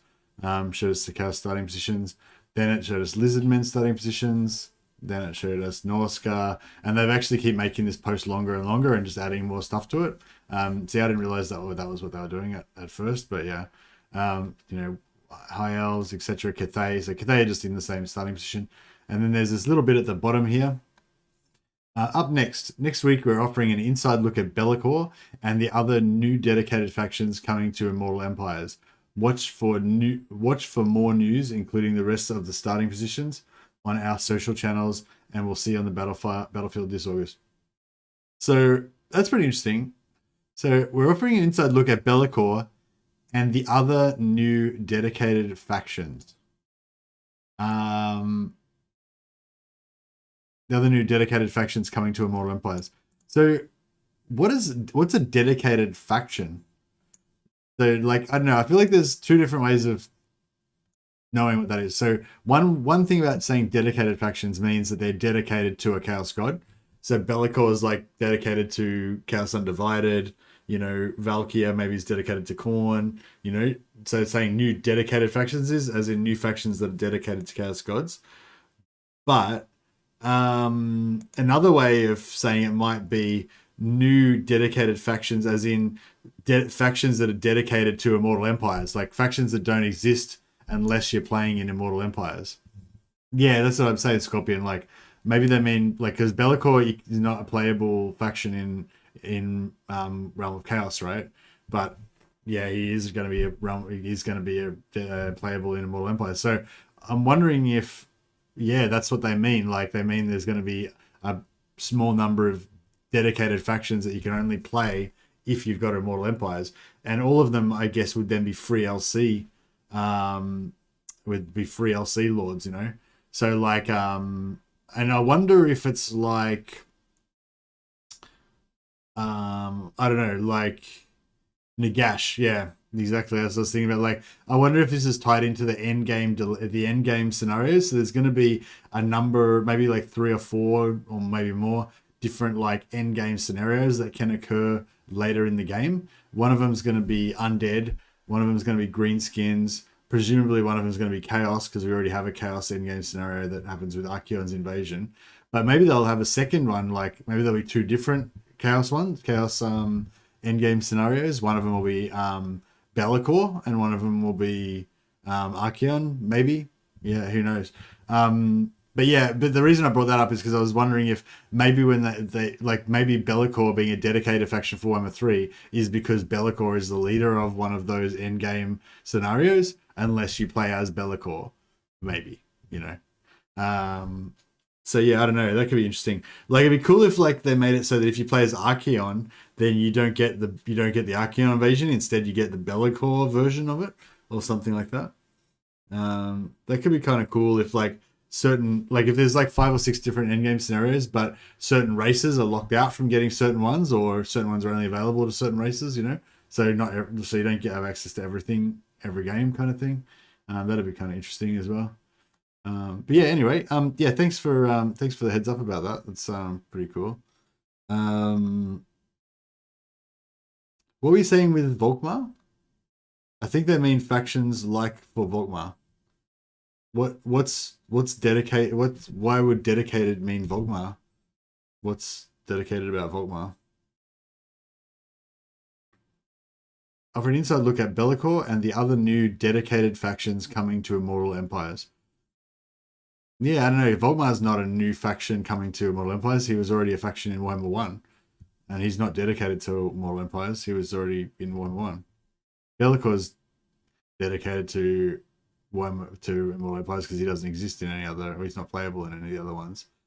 That's how I see it, but I don't know. Maybe I'm thinking of it wrong. As in, he does not have his own faction now. That's not what dedicated means, though. Like, other new dedicated factions. Oh, actually, yeah, no, sorry. Yeah, I get what you mean. Yeah, I get what you mean. Yeah, true.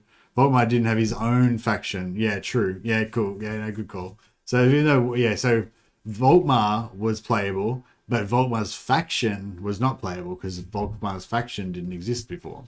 So, yeah, that makes sense. Yeah.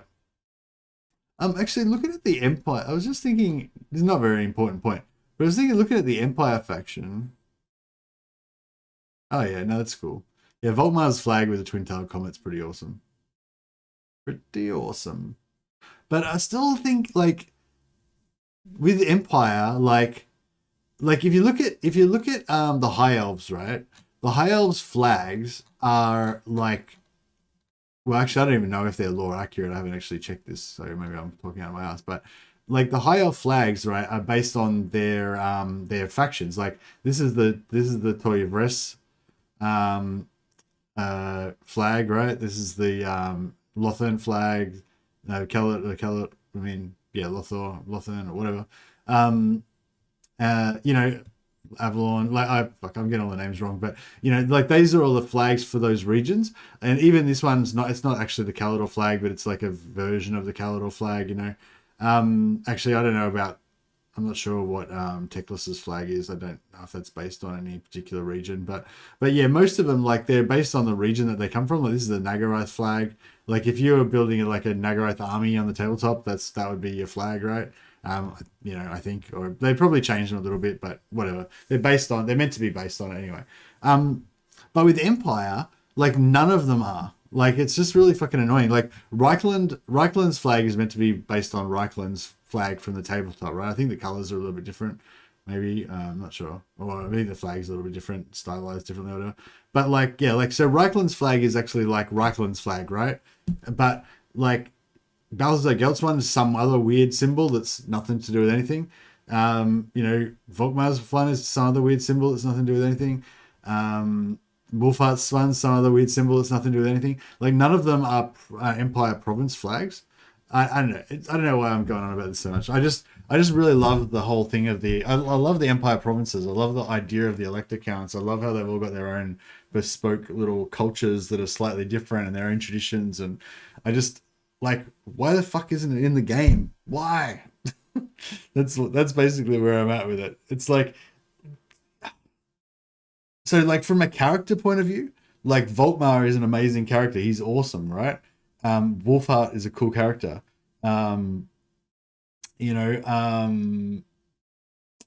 Gelt is an awesome character. They're all cool characters, but like, this is a map, right? The map is supposed to show the places and the nations on the map, not just the people, like just a couple of dudes that are wandering around on the map, Like, why is there no fucking Middenland flag on this map? Why is there no Averland flag on this map? Like, you know what I mean? Like, that's, I don't know. I just wish they would hurry the fuck up and give me my Empire Lord pack, basically. Anyway, that's my little rant there. as far as I remember, in an older article, they used the wording dedicated faction for the info that Volkmar, Gorst, and Grombrindal will get their own real faction. Yeah, no, yeah, thanks, guys. Yeah, you've explained it to me now. Now I understand. By dedicated faction, they're talking about lords that did not have their own faction before. Those lords now have their own faction. So I was reading it as like factions dedicated to Warhammer 3, but it's not. It's factions dedicated to a lord which did not previously have a faction. Yeah, did not have a dedicated faction. Yeah. So yeah, sorry. So for anyone who didn't already know what it meant, sorry for confusing the shit out of you. What Raving is saying is 100% correct. So when they say dedicated faction, they're just talking about the ones that are being moved. So yeah, so now we can reread that and say we're offering an inside look at Be'lakor and the other new dedicated factions being Volkmar, Grombrindal, and Gorst. So yeah, so Be'lakor, Volkmar, Grombrindal, and Gorst. They're going to be telling us about next time. So that's actually sounds like it's going to be a really big reveal.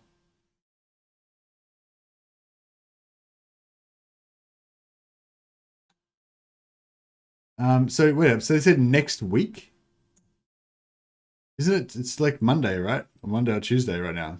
Does that mean we're not going to get any more start position reveals for the rest of the week? So we're going to get like Skaven tomorrow, then Greenskins the next day, then Ogre Kingdoms,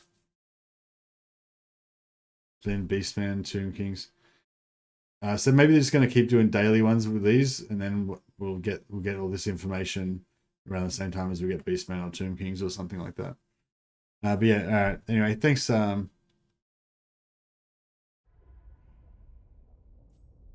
Thanks, guys.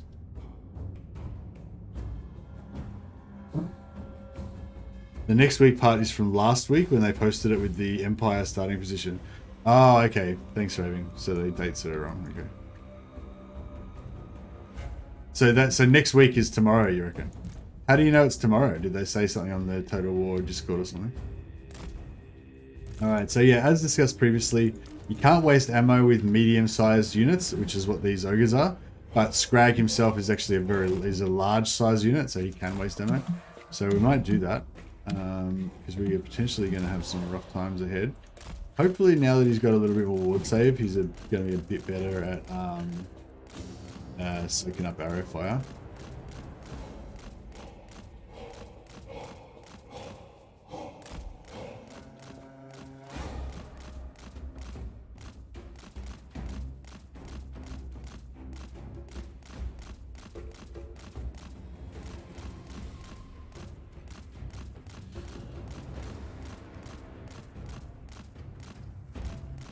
So yeah, he normally does Tuesday for big news. Is it? I mean, they do sometimes, but is it always? Is it not like, is it a rule? I don't know if it really is. Oh, you can't see it. Sorry, guys. You missed out. You've been missing out on some epic ammo wasting that I was doing while the screen was covered up. Sorry, guys. I just stuffed it up then. I was doing it really perfectly before, but then I just ate a whole volley just then. It's too got too put up in it.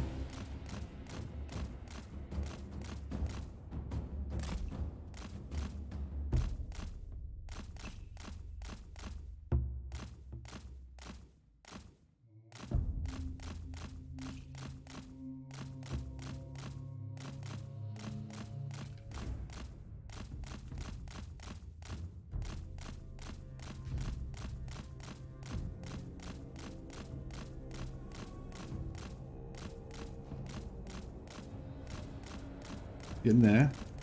The arm was getting really sore though.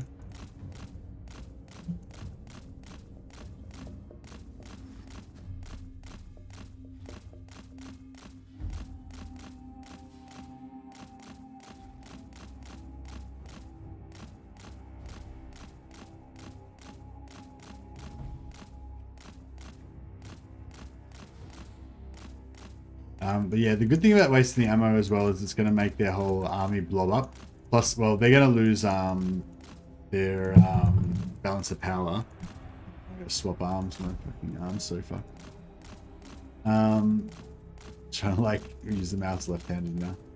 But yeah, so they're gonna like use up all their ammo, but also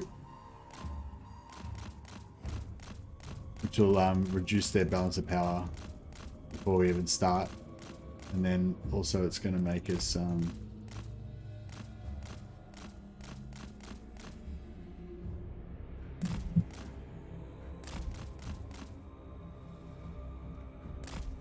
make them blow up a bit more.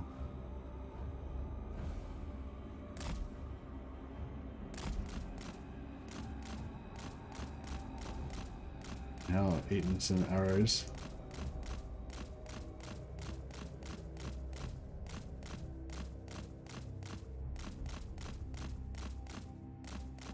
Yeah, I wonder how good Goldtooth would be at this. I think Goldtooth would be really bad because his movement's a bit slower.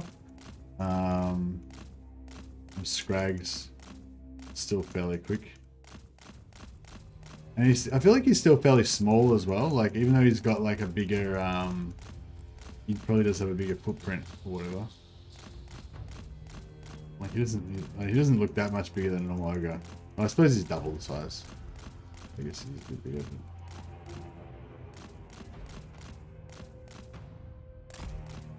Hey, Ridico. I have no idea what that means.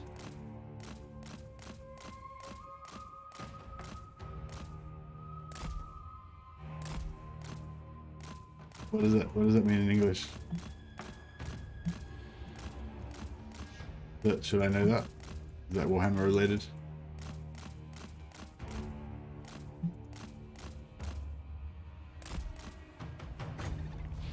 Actually, should have used a healing army ability instead of using winds. That's alright. Time to charge. Maybe.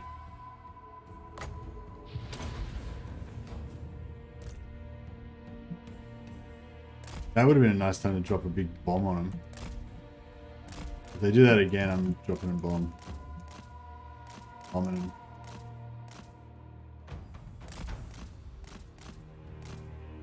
Trying to get this archer to unit to fire.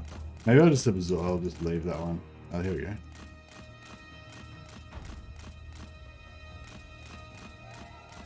Get them to shoot their own swordsman unit. Well, the knight's coming out. Master of the meat pot, furthermore,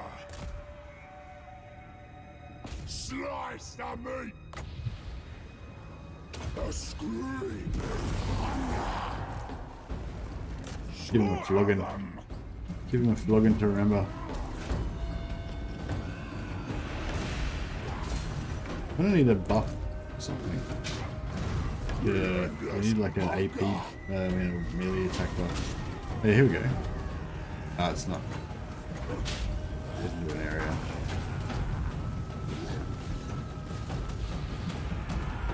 Leader of butchers. Get him. There he goes. Boar's right hand. Chop and clave. Great war. Son. Beyond gastromancy. Servant of the Moor.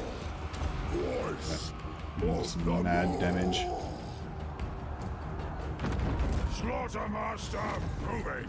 Branch that took like 50-60% of the health off like all those units. Seeking slaughter. Forever insatiable. Guided by hunger.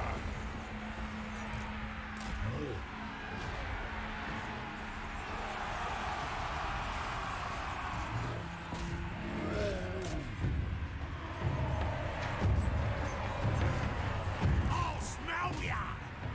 Prepare the meat! Scribe the slaughterer! In my sights!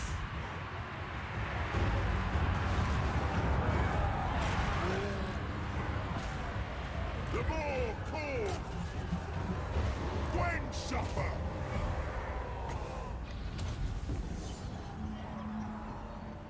My cleaver is sharp! Okay. They die! Just slowed this group down to get through. Scrag the slaughterer. The godmouth. See if this lands nicely. Rises. One, too early. Me, slaughter the more. Cookmaster Supreme. Butcher them. Supreme butchery.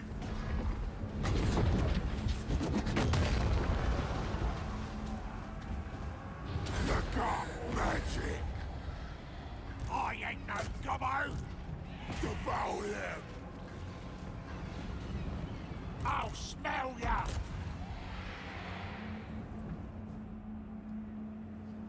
Take it all.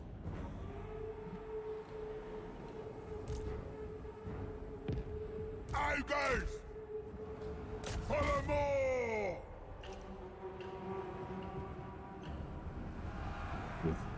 Go up here. Master of butchery. Call of the Maw. The screaming hunger. Perform the neat rite. Chernobyl is pretty much perfect.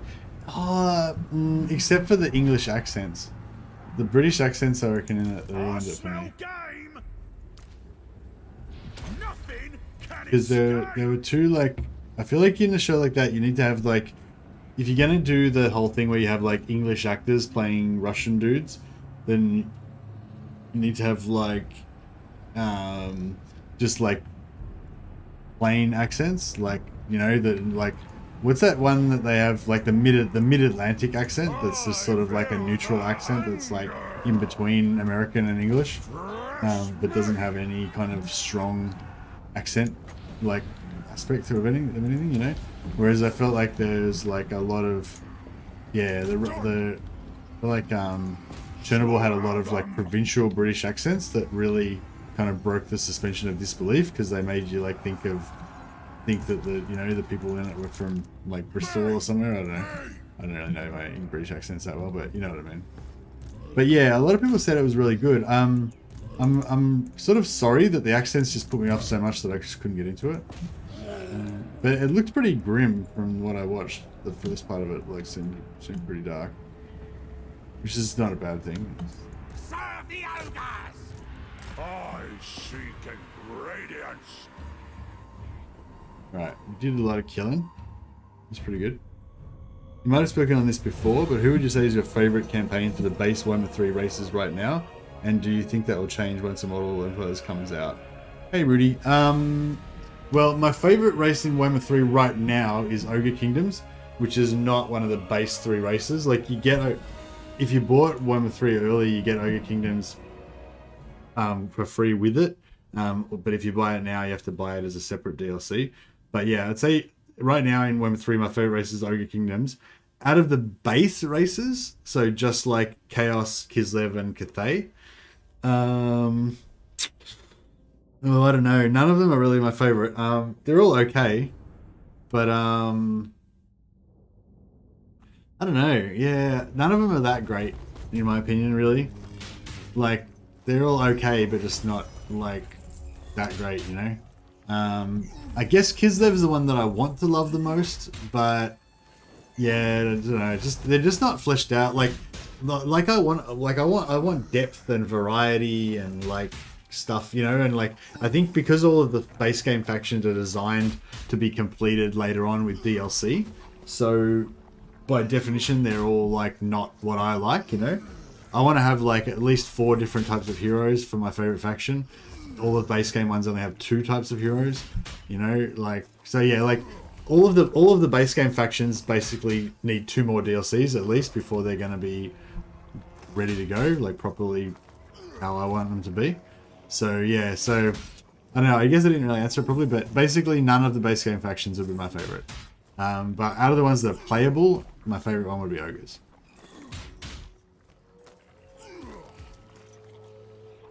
And yes, that will change. They will change because when Immortal Empires comes out, I'll just forget all about all the Warhammer 3 factions and I'll be playing the proper good factions like Empire, Dwarfs, High Elves, and Dark Elves, and Vampires. Like all the good factions, like all the proper like AAA level factions are already in Warhammer 1 and 2. Warhammer 3 is just like all the like B tier factions, you know, that are not as good. But the base game itself is more sophisticated, it's better and everything, it's like upgraded or whatever. But the factions, it's not, the factions is not the strong point. Hunger cannot slow us. Ogres, stomp on.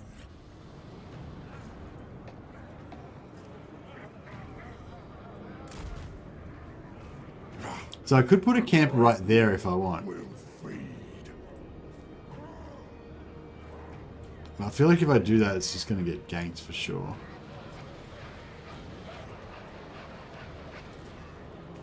I'm in charge. Okay, let's do it.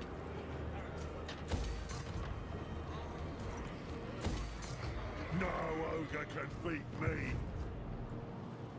Oh, Tyrant can of beat the me. tribe.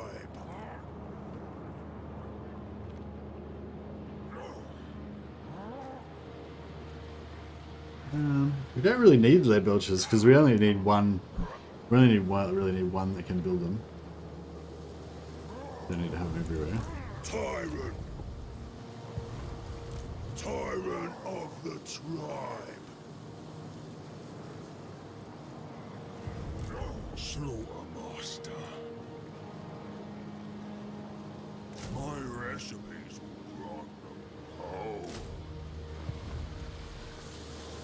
Demon factions feel a bit samey though.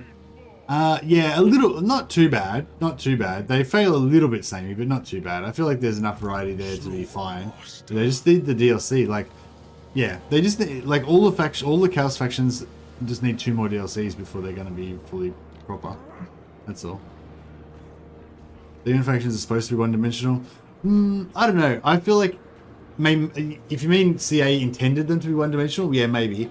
But like in my mind, like they shouldn't be one-dimensional.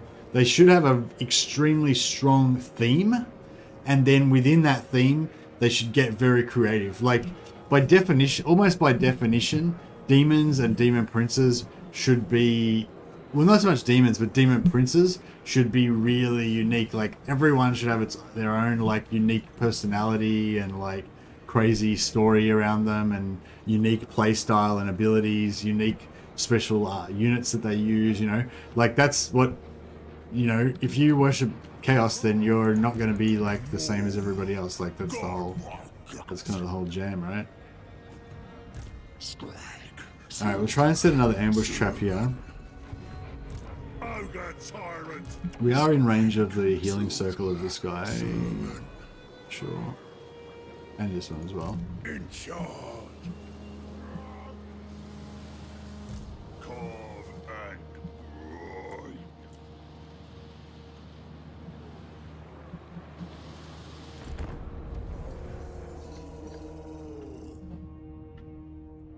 Two lords, yeah. So I feel like they need to bring out like a couple more lords for each of the demon factions. Like I feel like really like if you think like 2 or 3 years from now, once they've done a heap more DLC, I feel like three Khornate lords at least seems pretty reasonable to me. Aha! They fell for my ambush. Well, or maybe they just didn't care about my ambush, but either way.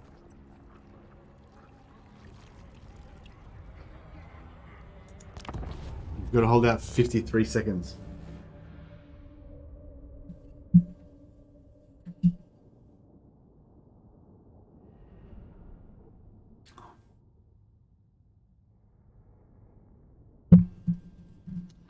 For campaign, you need decent lords and heroes and something cheap but fighty. Well, I don't know. For me, for campaign, I need something fun. Like, you know, it doesn't really matter how powerful they are. It's just, for me, it's more about how fun the faction is to play. And you know, that normally means they need to be at least somewhat powerful, like, but yeah, but like the primary thing is like how fun the faction is to play, really, I think.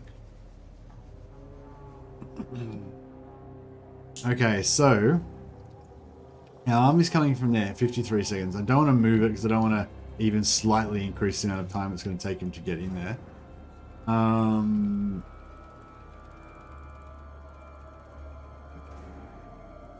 I really don't want them to 5-cap me before I get into the...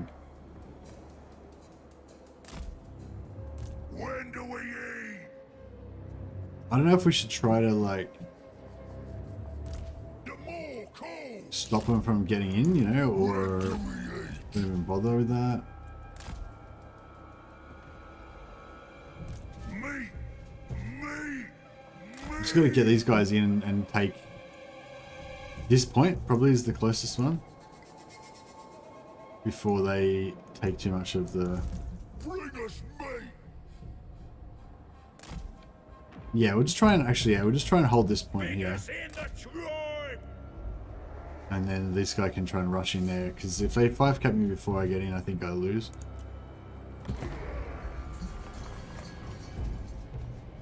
Whole lot of meat out there, boy. I'm in the minority of really enjoying the Chaos Realms. I only bought Warhammer 3 2 weeks ago. You are now, I'd say, yeah. If like you'd bought Warhammer 3 the same time as everybody else, then yeah, everybody else would also be loving it. Probably right now.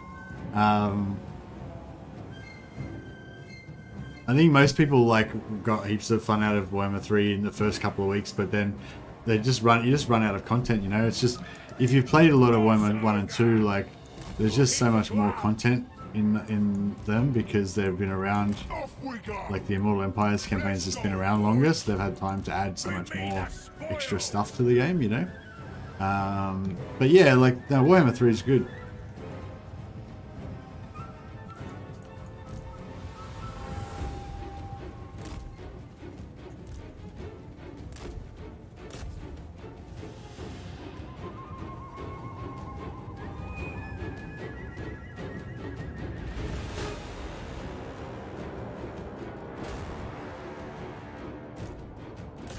Get over here. Hurry. Alright. I'm going.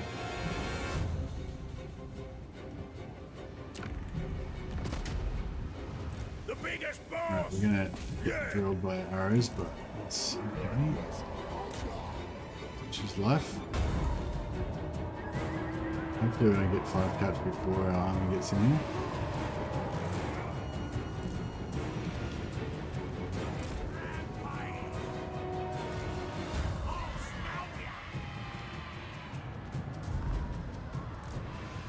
Looks like we're holding this point so far. That's good. The more that walks. I ain't no gobbo. Tracker, trapper, killer. Ogre diamond. I smell gay. Fist. Forever. The fist on them. Insatiable. Of slaughter. It's happening. Slaughter. For slaughter. All together.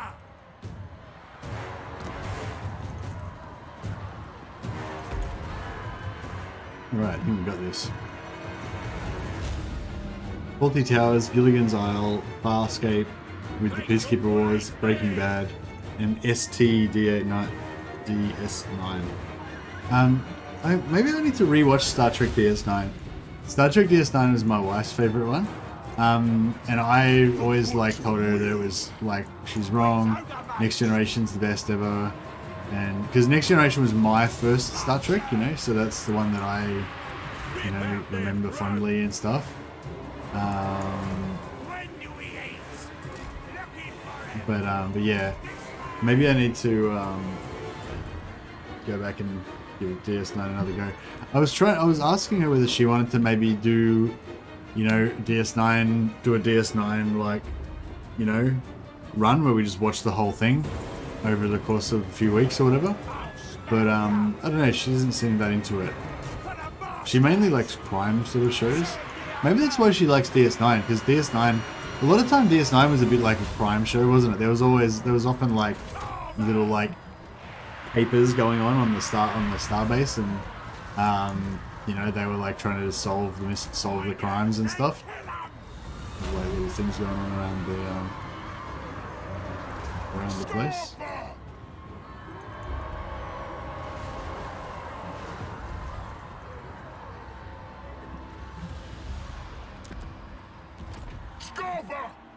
Scarper. When do we eat? Servant of the Moor. Voice of the Moor. Hungry. Noblesse.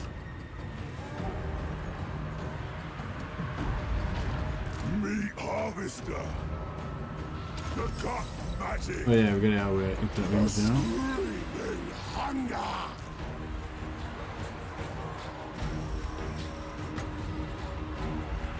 All of the more. Spear 'em.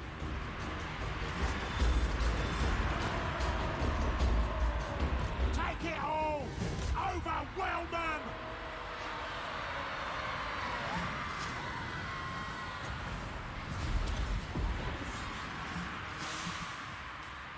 The Moor calls for the Moor. When supper, looking for meat. The Moor commands. Bone pressure on them. Slaughter. The Moor. The Godmother rises. Hungry.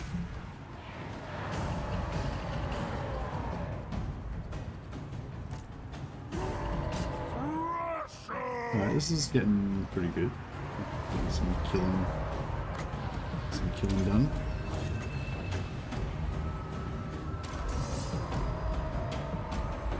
That quarry is mine. Alright, yeah, they're breaking.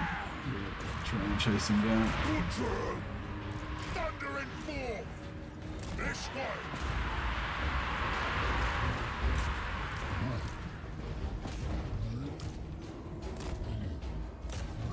Catch them.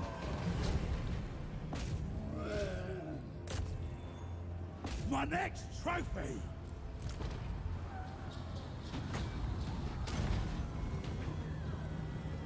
The quarry is mine. Stalker of prey.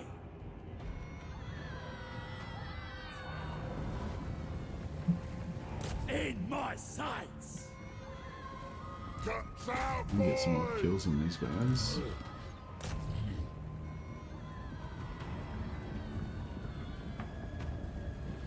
When do we eat? Prepare the meat.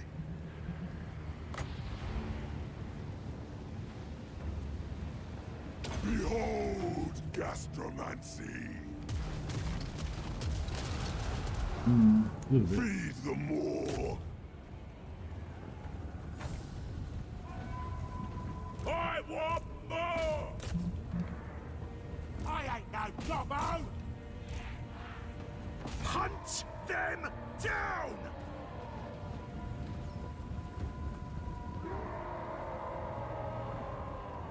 Ruler of the tribe.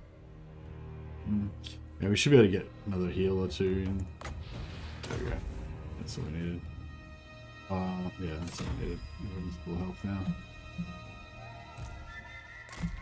We could slow these guys down so we can potentially catch them. Get some kills. These guys over here.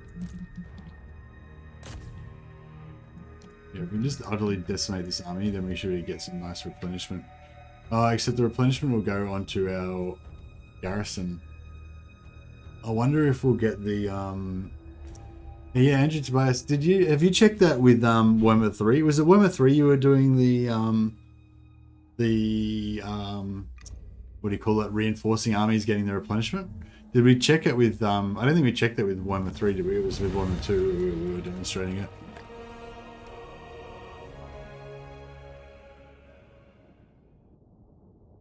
Romulans are Vulcans. Yeah, the Romulans are like the Dark Elves. They're the same race as Vulcans, but they're like, they've not, they've abandoned the way. They don't control their emotions and stuff. Yeah, it's pretty similar to Warhammer actually. It's pretty similar to the High Elf thing actually, isn't it? Because like the elves have their like disciplined way of following the path and stuff, or at least in 40k, and then the Dark Eldar have like abandoned that. So we can see, well, this first unit of Noblar's got 132. I probably won't be able to tell. The fleshiest bits of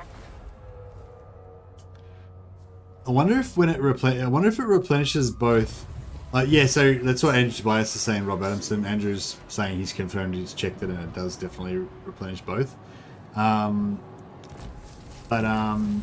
was just about to say, I wonder if the calculation, like just said, it said I was getting 12% replenishment, and I wonder if it was like 12% of the whole army, like Scrag plus the garrison, or if it was like 12% based on the garrison, and then Scrag just gets his replenishment for free. You know what I mean? Like, I wonder if it actually calculates the same way when you've got multiple armies, or if it just calculates on the main army and the second army just gets the same amount on top, like you get double replenishment maybe. Then I mean, no reason to think that. I was just wondering.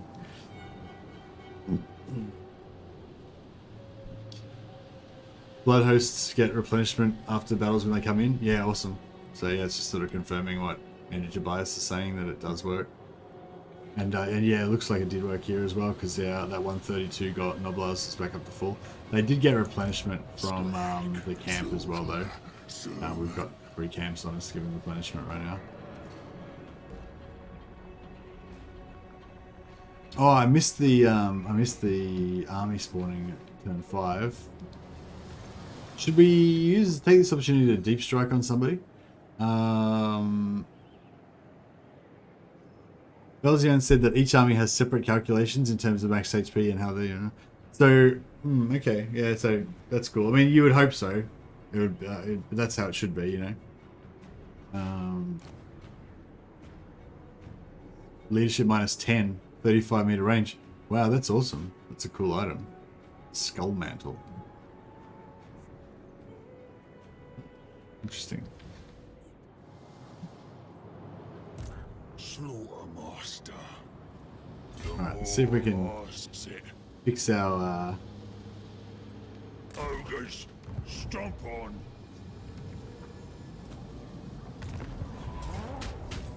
Oh, bro. Apparently they're going to wipe out our entire army. Getting secret. I didn't deserve it. Yeah, you would hope so, yeah. I wonder if there's anything googly about the way they calculate it that you can exploit, though. Or, you know, if there's any way to maximize it or strategize around it.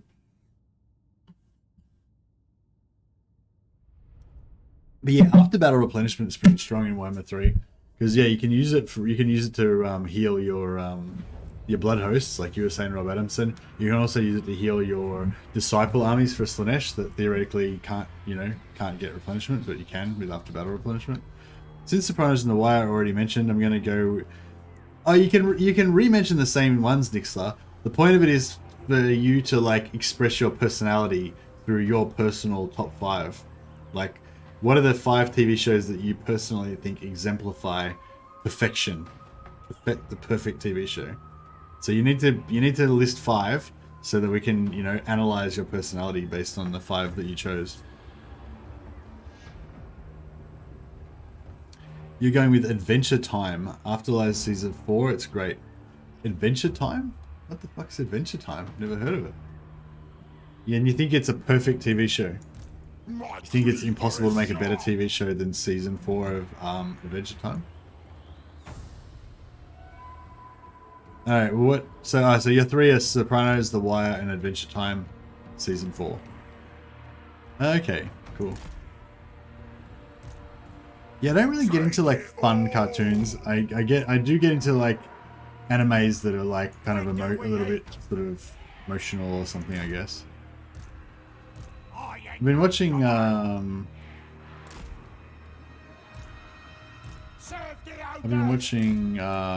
we're gonna go with the Blob and magic damage, I guess. What's our wins? Oh yeah, we got shit tons of wins. Sorted. So yeah, we blob up and then we oh, they've got spells though. They've got spells as well. The meat collection's going well. Haven't watched TV in years. Oh, you should check it out, Vlad. TV's advanced in TV technology is advanced a lot.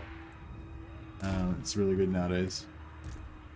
When we're talking about TV though, we're talking about like series from, you know, not necessarily whether you watch them on TV or you watch them on a streaming service or you watch them on, you know, cable or whatever, but you know, just a television type series. When's supper? Serialized content.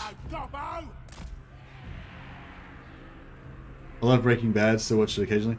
I don't like Breaking Bad that much, but I recognize that it's an extremely good show. Hornblower is pretty good, especially for its time. Yeah, Hornblower and also Sharp's Rifles. Those are two both amazing. I actually prefer Sharp's Rivals. I love Sharp's. But Hornblower is also really great. They're very similar. Babylon 5? Yeah, Babylon 5 is pretty cool. The Cleaver Wielder! Take it all! And I mean, you can just talk about shows that are like your favorite shows and about nostalgia and stuff like that. But the actual topic is like shows that you believe are like technically the best, you know. Like you can have your own opinion about what determines what makes a show the best, you know. But it's like, but yeah, it is meant to be about like the quality of the show, you know, about whether like a perfect TV show rather than just how, like, you know what I mean? Like if there's a particular show that you really enjoyed because you were really depressed and that show got you through a rough time in your life or some shit, like that's cool, but it's not the topic. The topic is like the show, like the show itself is objectively an amazing TV show. And you're like Justified? Yeah, I like Justified. It's definitely very far from a perfect TV show though. But it's a good example of one of those ones where it's like if you just suspend your disbelief and you just ignore the things that are wrong with it because you don't care, then it's cool, you know. Sopranos and The Wire, yeah, I think Sopranos and The Wire definitely are up there. Definitely, I think a lot of people would have Sopranos and The Wire in their top 5 of like most perfect TV shows. I do, yeah. Yeah, Justified's pretty cool though, and it's got its own sort of perfection in a way. Well, maybe not perfection, but yeah. Like I wouldn't, yeah, like I said, I wouldn't say it's perfect, but it's like it does what it does very well, you know.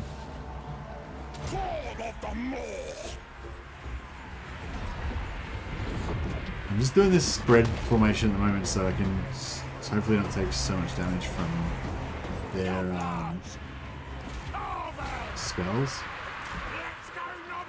I'm sort of thinking we should just get in there and have at it. Nasty play! When do we eat? Munch 'em! Noblars attack! Let's go, Noblars! On it! Take it all! Munch 'em! Off we go! Swarm together! Ogre Slaughtermaster! I ain't no gobbo! We's ogre mates! Noblars attack! The only problem with this is that I need to get in there to use my spells. Leader of butchers! Supreme butchery! Perform the meat right! So we'll make these guys waver and shudder. No. That. There we go. Unstable, yeah, we're gonna melt them. Good. The meat ritual. So we get a good hit on these guys. Blap. Yeah, that was good. They Blap die. them. Yeah, they're melting. I think we got this. Win, Zappa. Slaughter them. Embrace the hunger. Hungry. The meat hook is ready. Your blood. Nor's right hand. I feel the hunger. Fresh meat. Call of the Maybe we'll Lord. show that.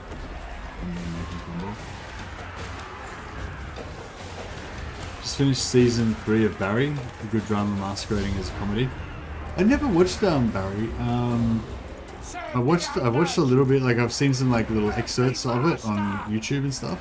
And I think I downloaded it to show it to my wife, and we watched like one episode, but didn't really grab it into it.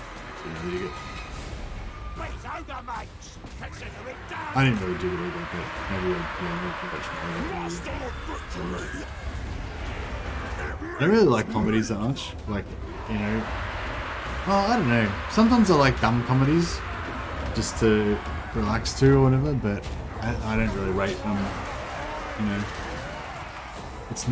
they're not like an art form that I, you know, subscribe to. You know.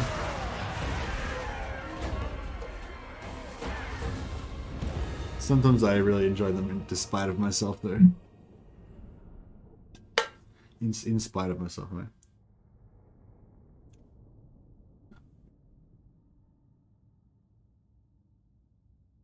Justified's really fun. It's written by the same guy that did Get Shorty, Elmore Leonard. Okay, cool. Yeah, well, he deserves a call out. I think Justified's a great show. First 3 seasons of Community are also exceptional, but the show goes downhill fast. Yeah, I'm glad that you said that, because I quite liked Community when I first started watching it, and then I didn't really notice any particular point where I stopped enjoying it, but yeah, like I like enjoyed it less and less as time went on.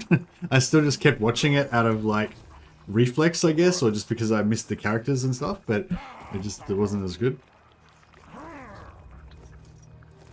You know, there are a lot of really good shows out there now that we talk about them a bit. There are a lot of good shows out there, aren't there?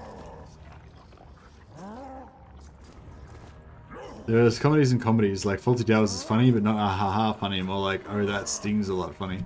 Yeah, Faulty Towers is a weird one.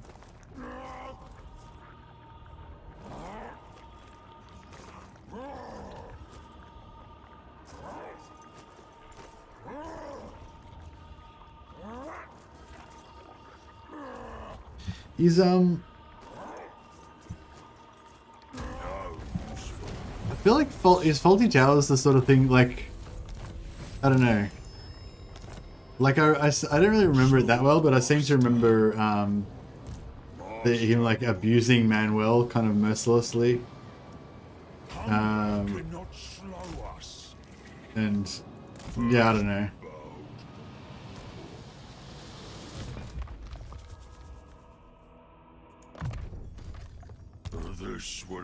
I think like the way that you come across a show can really affect the way that you take it a lot of the time as well. Oh, check this out. Altdorf is a den of evil now, controlled by the forces of Nurgle. I like it. I might just leave it like that. Nurgle Altdorf. That attrition, it's Nurgle attrition. That's why I took out the Nurgle base here, because that was screwing up the Skaven. Oh, they got rebels. Oh no, that's... Oh shit. Oh shit. Our Skaven buddies are getting taken over by Marienburg. Well, maybe that's actually a good thing. Maybe we should become friends with Marienburg. Because we're at war with their enemies, Midland. So you think Marienburg should actually like us? Oh, they don't like us because we've got a treaty with Clan Morbidus. Well, we could, you know, we could change that. We could. I'm sure we could come to an arrangement.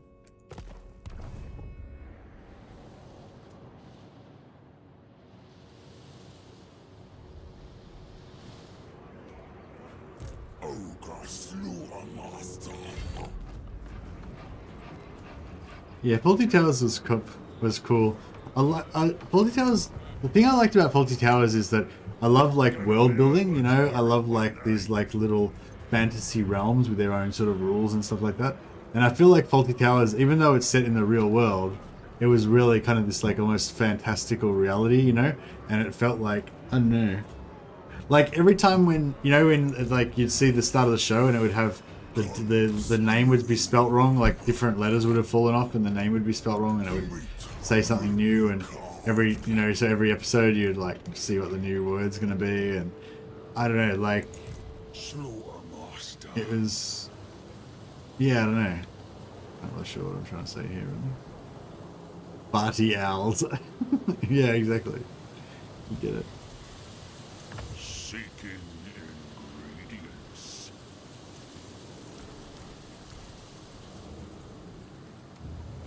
Okay, so how's about Is meat. Only meat. Into butchery awaits. Butchery.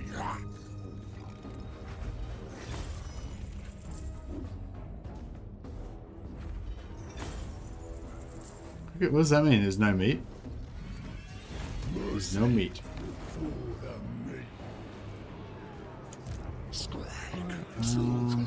Sermon. Carve and Alright, we'll do that. feed them to the more. And then So many new ingredients. Hunger guides us. Artist of the cleaver.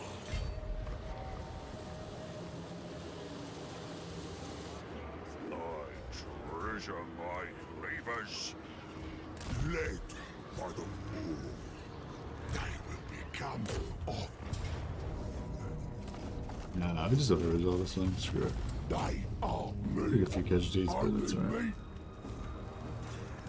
A new home for butchery. Have you ever seen Father Ted? Yeah, for sure. Yeah, I've seen some of them. What about top 5 video game stories? It's funny once you realize the protagonist is the villain. Yeah.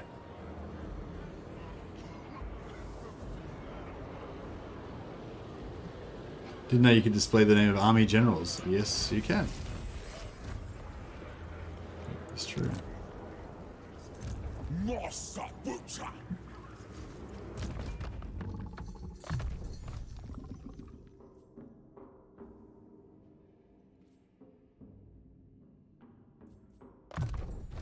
A fine tool of butchery. Ogres stomp on. Follow the meat stench. Slide through the. That's cool. He managed to like slide over here and get some extra units. Ask and the boys delight.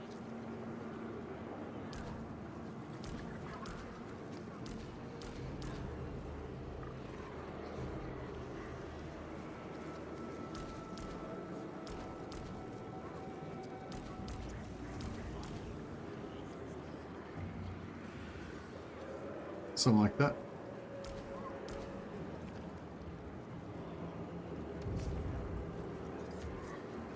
The more So that's our new lineup now.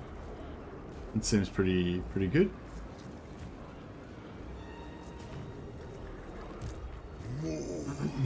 godlike guts. Ogre tyrant.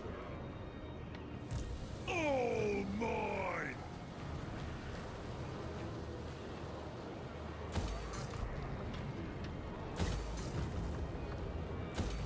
Hopefully that doesn't get taken out before we get back there. Yeah, there's probably something here that's going to come and wipe this out. That'll be really annoying, but such is life.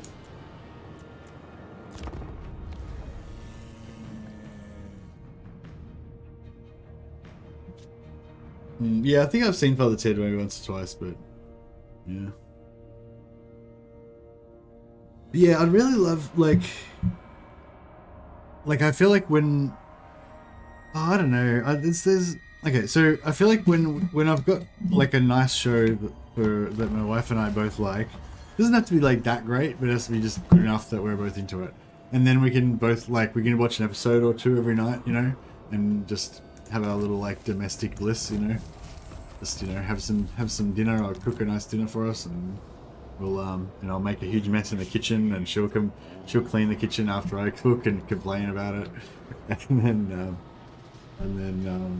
then we'll put on a show and have some dessert or something.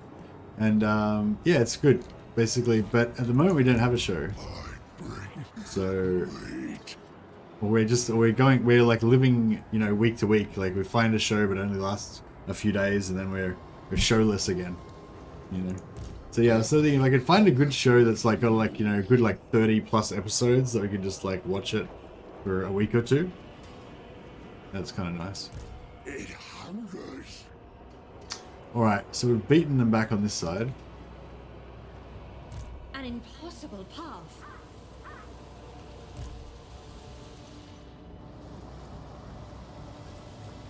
Fucking Slanesh demons. What the fuck's going on there?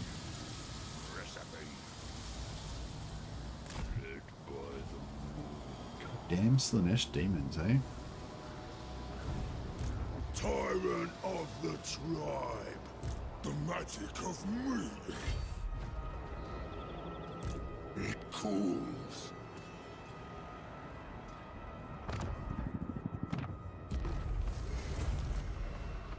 Alright, one turn left till the rifts disappear, so we may as well kill this rift just before it goes, so we can get Master of awful. get the XP out of it. It aids the meat ritual. Emissary of the Moor. Guided by me. Martyr for the Moor. Butcher in chief. Stride through the pain. The great Moor begins. The slaughter goes.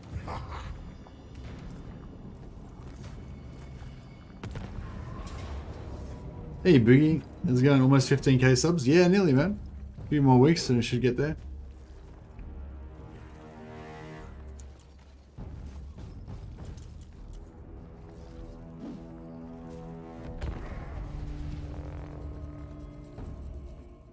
Yeah, unfortunately it didn't make it to 15,000 in time to get partner for Immortal Empires, but yeah, hopefully I can get partner status with Creative Assembly before the next DLC. I don't know when that will be, like around Christmas. So yeah, I don't think it necessarily, like, it used to be that you had to get 15,000 subs to get partner, but I think they've changed it now, so it's not any particular set size. But I imagine it's still, you know, it's still a bit of a benchmark, maybe, I don't know. Alright, we got some guns finally. That's what we've all been waiting for.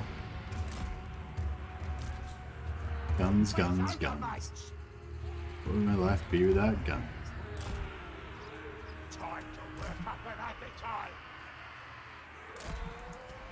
So yeah, so basically we just have to make sure that our dudes are all touching each other.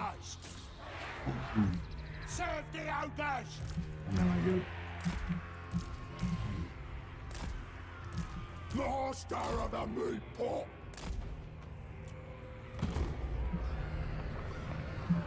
Hungry! The slaughterer will not rest until all the meat is chopped. Have they fixed the overlapping stacking exploit with the latest patch yet? Hey, Carlton.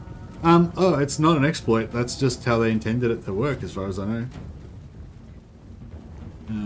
But no, I don't think they haven't released any new patches since then. I don't think it's urgent. Like, it doesn't really make that much difference. It's probably more urgent for single player. I mean, it's probably more urgent for multiplayer, because you could probably exploit the shit out of it in multiplayer. I know Turin did a stream the other day where, and the title of the stream was something about like, let's see how ranged works or whatever. But the thing is, even in multiplayer, like, I don't really see how you could really use it, because if you tried to blob up like that, then they would just drop AoEs on you. You know, like in multiplayer, everyone goes super wide all the time, you know, so they don't get drilled by magic. So if, yeah, it's a bit of a noob trap, you know what I mean? Like, so if everybody like blobs up all of their missile units on top of each other, then, you know, more experienced players will just drop a vortex on top of it and wipe out their whole army with one spell, you know. So yeah, so anyway, I think it is a bit whack, and I hope they do change it, but I don't think it's like that overpowered or anything, like, really. I don't know. I mean, I haven't analyzed it properly. Like, maybe I'd have to watch. I'd have to watch some other YouTubers' videos that have done more tests on it or whatever. Oh, look at that! Look at that destructive power.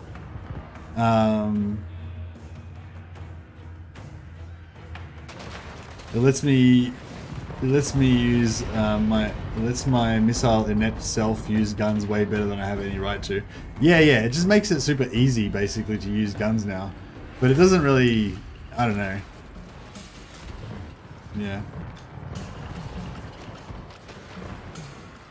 Yeah, what do you think about it, Coltan? Have you tested it out yourself, or have you watched some videos from other YouTubers that have made it seem quite overpowered, or what's your take on it?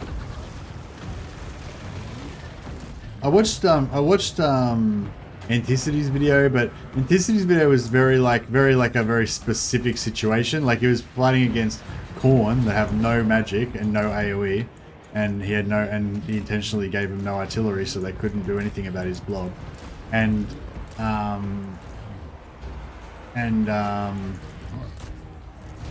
also he was using like shotgunning crane gunners, which is like the most powerful possible thing that you could do it with, you know what I mean? Like, so it may have looked pretty crazy in his video, but that was a pretty specific, you know, thing. I'm not saying it isn't overpowered, but like, what the hell is going on here? I'm not saying it isn't overpowered, but I'm saying that I don't think that video really demonstrated that it was that overpowered. Put blob in multiplayer equals vortex wipe. Yeah.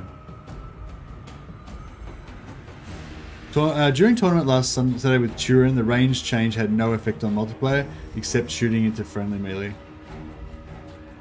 Yeah, that's pretty much what I thought. So that's a bummer though, because like, I just saw a video on it. It was posted 3 days ago, and I saw it and said, hell, that's going on, but I didn't believe it, so I guess must try a quick battle versus AI to try it. Yeah, it's, I don't like the change. I feel like I preferred it before, where overlapping your units punished you a little bit. I don't think that two units that touch each other, I don't think they should automatically both just completely stop firing. But I think if they're overlapped, like a 25% overlapped with each other or something, then they should be a little bit impeded, like they shoot a little bit less often or something like that. I prefer the old system, basically the system that was in Warhammer 2, I prefer over this. But yeah, I don't think it's that overpowered, but that might be a curse, you know, because it probably doesn't really make that big of a difference, apart from just dumbing down the game. They'll probably just leave it in, you know? So I feel like it just... Yeah, I don't know. Like I said, I haven't tested it thoroughly, but my feeling is that it just slightly makes the game worse, you know? It makes the game more fun, I guess, but it makes it easier, and that sort of makes it less fun. I don't know.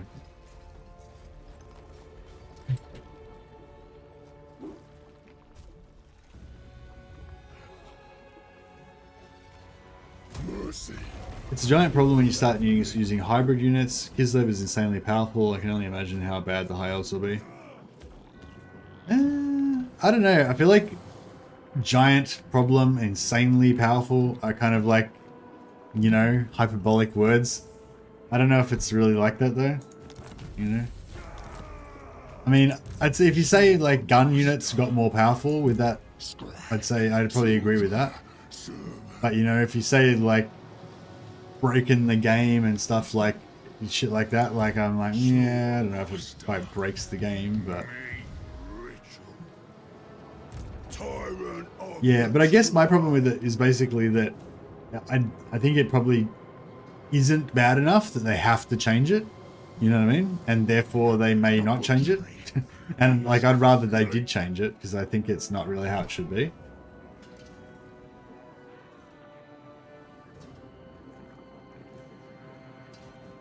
I don't think it was needed at all. Like I don't know why the fuck they did it at all. I think it was just completely a bad idea. But I mean, I don't know. Maybe there's something I'm missing about it, but I feel like it worked fine in Warhammer 2. Just make it the same as it was in Warhammer 2. Like, it was unneeded. Like, I just don't know why they did it. Like, why? Yeah, Iron Hail Gunners are pretty... I think Iron Hail Gunners specifically are super powerful now. Everything else is not really affected by it as much as Iron Hail Gunners. But Iron Hail Gunners definitely are a lot stronger now. This way, Ogres Master.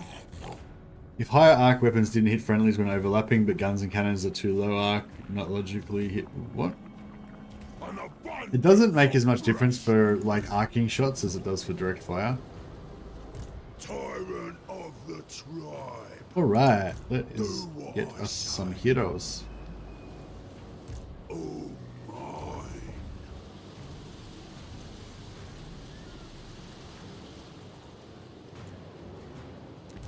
Ogre Hunter. Want some boom maker? Give me the boom. You. The boss. Ogre Hunter. No boom maker. I'm the boss. Give me the boom. Ogre Hunter. No boom. Fuck me.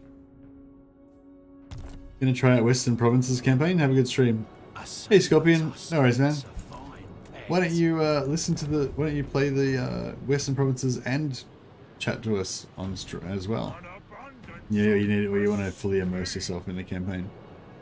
Vampire Coast hand cannoneers will get a big benefit too.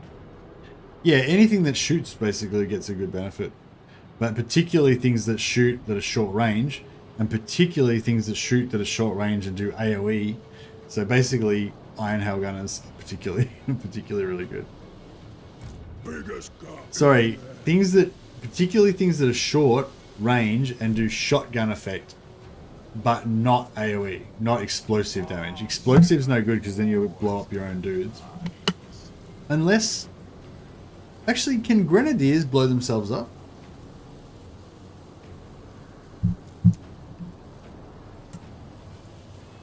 Like if you have a grenadier unit and you're shooting into melee onto yourself, does it do damage to yourself? I don't know. I don't know. Tyrant.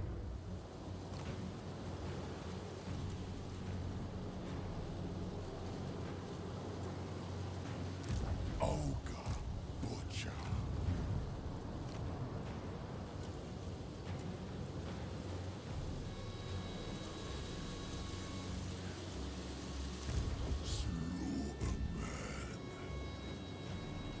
Obey me.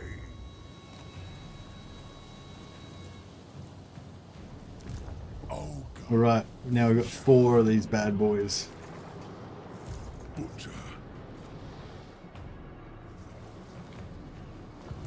Oh my. We need some more guns.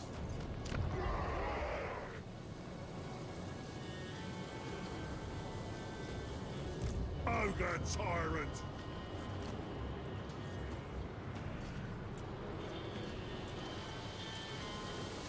Moor's red right hand. Obey the master of slaughter. Yeah, 6 of these blade belchers would be pretty nice. I mean, 3's already pretty good, but 6 would be really, really hot. They make the change for the 40k next release? So many new Maybe. Somehow I don't think you should be able to use it for warp fire or dwarf flamethrowers. You shouldn't be able to use it for anything. Like, why should any unit be able to fire through another regiment? You know, if you're playing on like ultra small size, you know, like if you had 2 units that are only 12 guys each or something, then you could sort of imagine they can sort of get in between each other or whatever.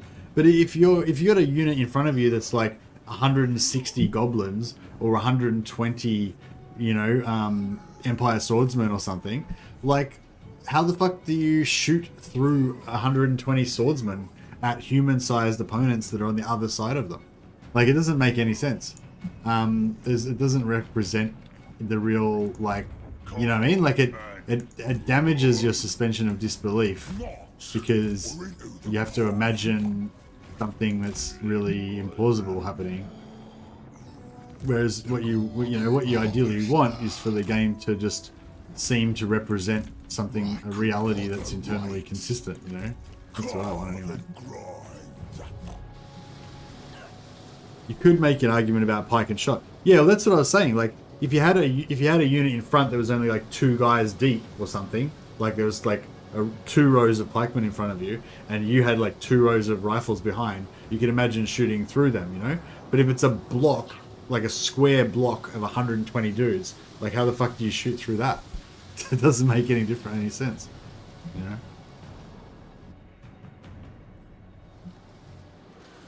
Maybe you should be able to use it until the protecting unit is engaged in it. No, you shouldn't be able to do it at all. If you want to shoot flat, direct fire, then you need to have nothing in the way. That's the whole fucking point of it. Like, you know what I mean? Like guns do shitloads of damage if you shoot directly at the target. You can't have anything in the way. Bows don't do as much damage, but you can arc the shots. You know, like that's kind of the balance of it, you know what I mean? No one should be able to shoot through somebody else, you know? Yeah. You should be able to shoot upwards even in a blob, assuming that you have room to move. Yeah, that's it. I think you should be able to shoot upwards, you know? Oh yeah, did I thank you for your super chat by the way, Lilo? Sorry, if I don't know, maybe I was deep into a middle of a fucking rant when you did it or something, but thanks a lot, man. You've been really generous all the time. I really appreciate it. Very nice of you. Thanks, Lilo. No one should be able to shoot. Yeah, I don't know. Yeah, I don't know. Anyway, so in short, I don't think it makes that big of a difference to the game, really. Yeah, like I don't know. I'll play around with it a bit more. I probably should just shut up until I've had a chance to actually use it more, to actually get more of an idea of how it actually works.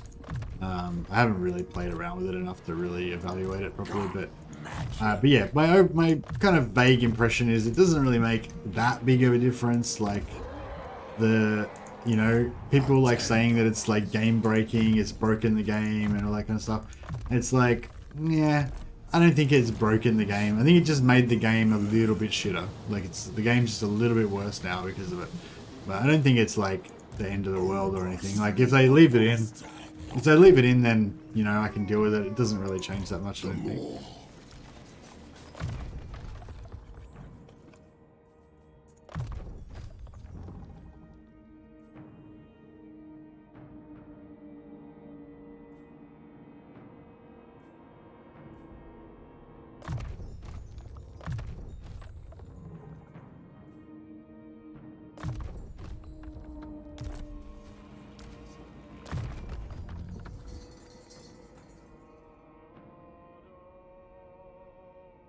Have Vortex to fix it. Yeah, basically.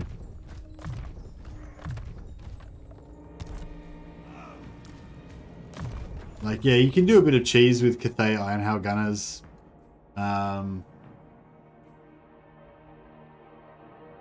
Like, I don't know. Do you reckon Kislev... Somebody was saying they reckon Kislev's Streltsy are overpowered now. Were you saying that theoretically, or were you saying that because you've been playing Kislev with Streltsy and you think it's overpowered? Because, I don't know, I feel like I mean, that was one of my first thoughts, was to use it with Streltsy, but I don't know. I feel like I don't know if it would be that good,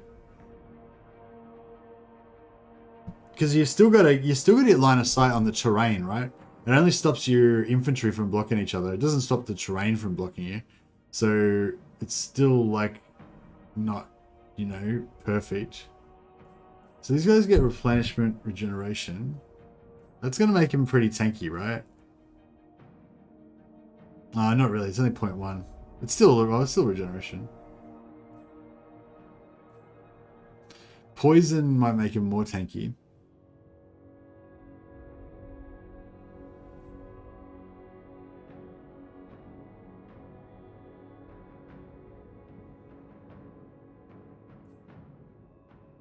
I'm sort of thinking if you try and tank with these guys, they tend to run out of their healing cap fairly quick.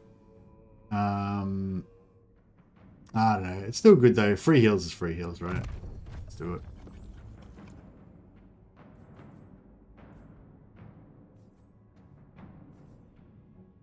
Yeah, we'll give him some missile resistance as well. Reduce the damage. They're great. Alright. Let's get some guns. Lead belchers. Thank you for this gift. My more.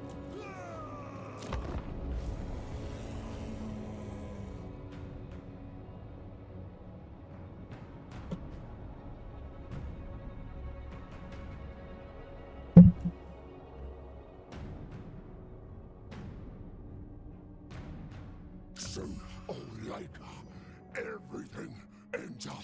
Hey Lalo, Lalo said Lalo's made a few comments saying that he reckons it's because of the 40k mechanics, and it's to transfer from a melee based game with shooting to a shooting based game with melee. I mean, maybe, but like I don't see why there's any reason to do that now. Like they could just do that when they actually make the 40k game, you know what I mean? I suppose they could do it now to test out the mechanic, just to get the player feedback and stuff.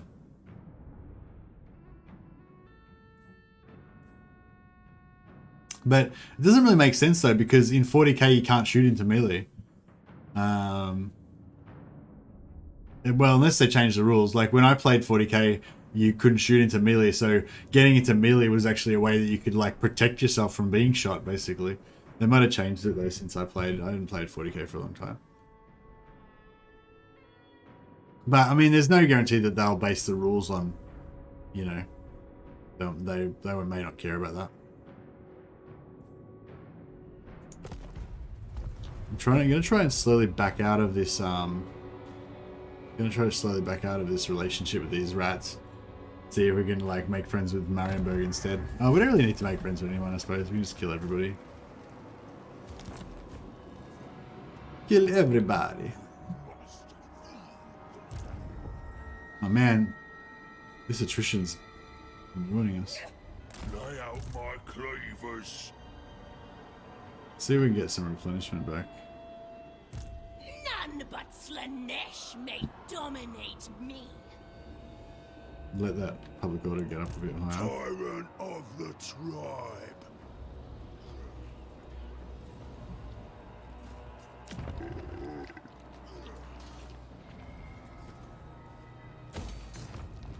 Getting pretty broke pretty quick.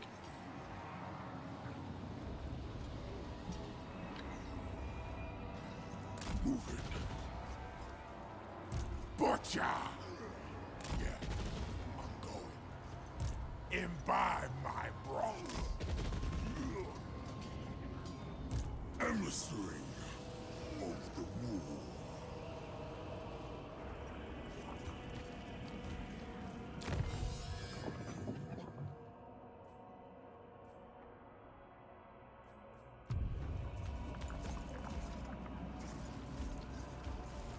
Consume.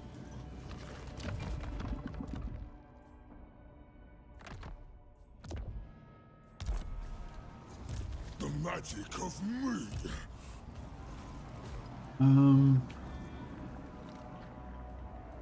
You're going in the cauldron.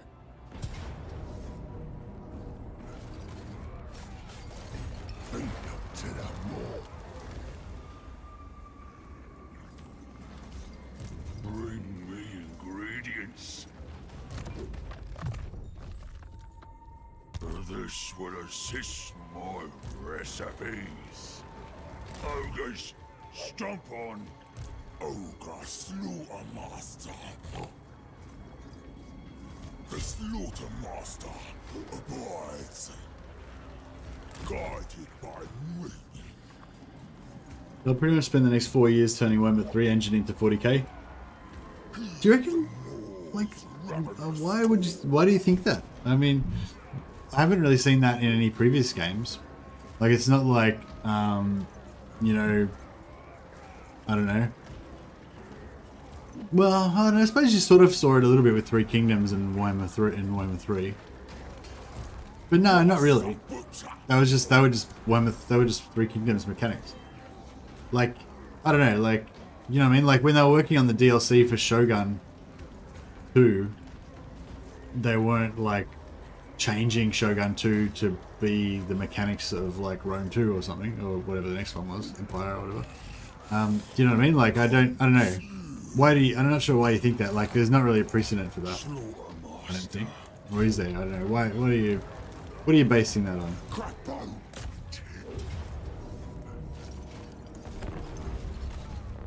I mean, it seems like a plausible thing, I guess, but I don't think there's any reason, like, you know what I mean? Like, there's nothing to indicate that that's what's going on.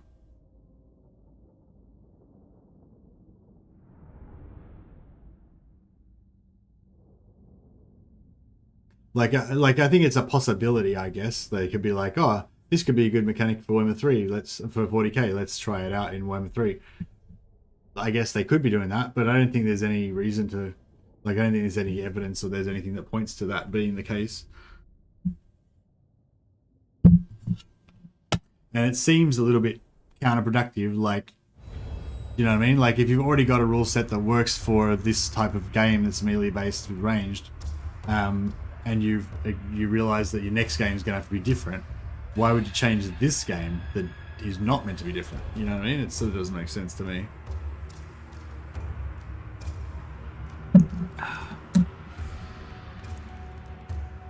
Shogun 2? I call it Shogun 2.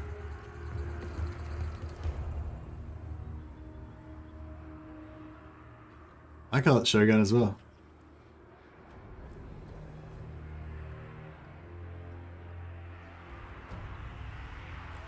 I don't know, maybe I just said it weird. When do we eat? I love these lead belchers. I just want to shoot stuff with them. I just want to shoot stuff. You know? Gun show too, yeah. I can't just blow a hole through the wall and then just go in there and start blowing shit up. Is this thing here invulnerable? Oh no, it's not invulnerable. Let's do that then. Let's do that then.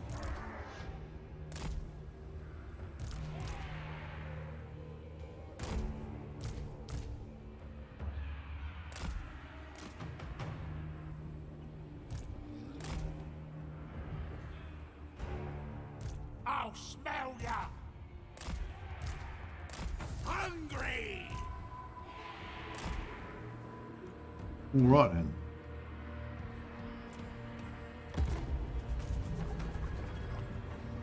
Oh, I can't. The more drives us on. The forever hungry mouth. My next trophy! Follow the boar's call.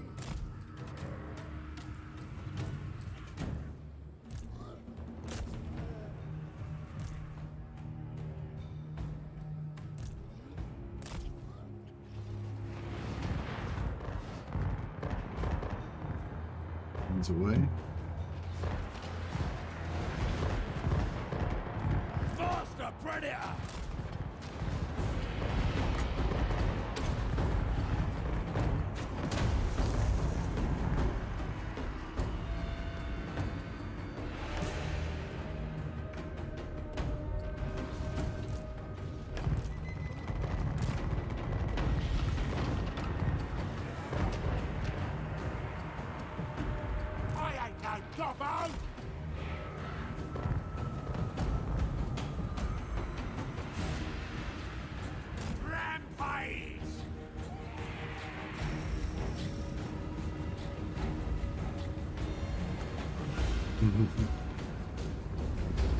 Yeah, I don't know. It's an interesting idea, Lilo. I'm interested to see if anyone can think of any, any other points that would support that argument. Because, like, I think it's reasonable to think that, you know, the guys that are working on Warhammer 3 now are the same guys, some of the same guys that are maybe already working on 40k or are going to be working on 40k. But yeah, I don't know. To build out a new engine, to say do a World War One or Shot and Pike has different mechanics to Warhammer. 40k is basically a reskin. Large monsters, OP, etc. Yeah, no, I get that. Like, I get that it's logical. I'm following you with the logic that it makes sense that they would just do 40k straight after fantasy because they can take a lot of the stuff from fantasy to 40k. But I'm not really with you on why you think they would put mechanics from 40k that are like, you know what I mean? Like, you're saying that there's mechanics that are in 40k. Like, you're saying the current mechanics that are in fantasy battles, like, are not applicable to 40k. They'd be inappropriate for a 40k game. So therefore, like, conversely, you know, the mechanics for the 40k game would be inappropriate for this game. So if that's true, why would they put it into this game? You know what I mean? The quarry is Unless you think, I guess you like maybe they just didn't think it through. They just didn't realize that it wouldn't work.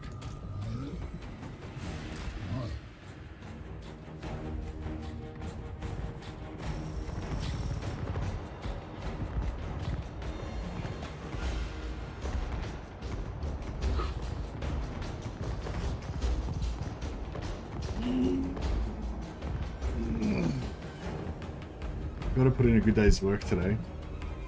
I was a bit rusty yesterday at work. Didn't think I really earned my paycheck fully, so I need to try to make it up today.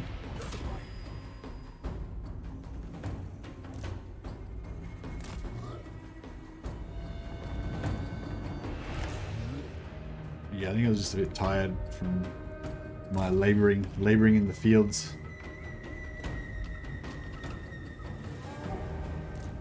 stalker of prey.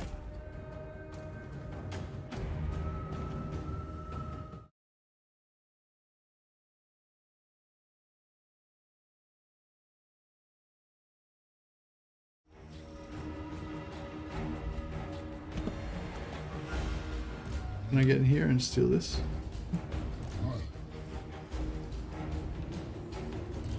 Yeah, these guys are none the wiser. We're just all up in here in their town. They don't even know what's going on. I think all their places. All right, let's get in here and. Seeker, the hunt continues. Pray.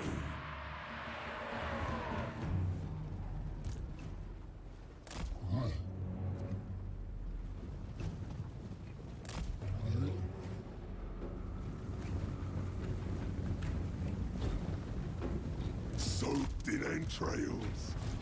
The slaughter abides. Meat slaughter.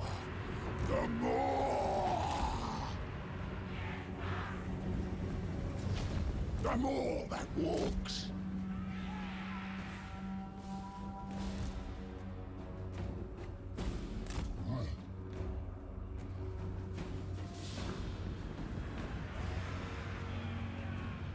We's ogre mates.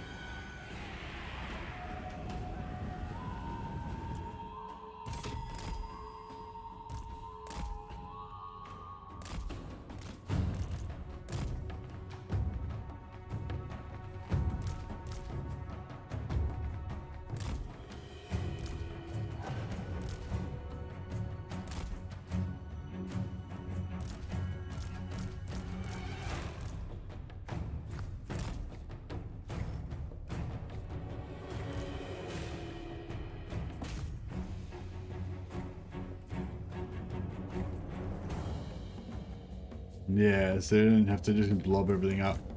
Yeah, this is pretty sweet. Pretty sweet. or pretty whack, depending on your point of view.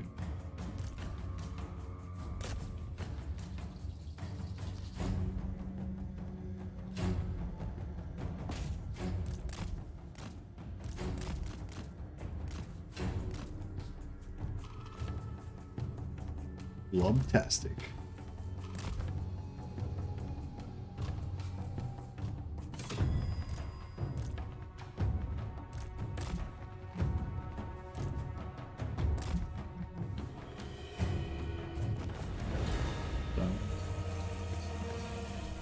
No, it's a small change in this, but would solve a lot of issues with small, numerous melee shooting units fighting close to mid-range. Yeah, I don't know. I don't know what they'll do with Warhammer. They could do so many different things with it. They could change the scale of it, like making it smaller scale. I think would be pretty interesting. But I suppose that wouldn't really fit with the Total War format.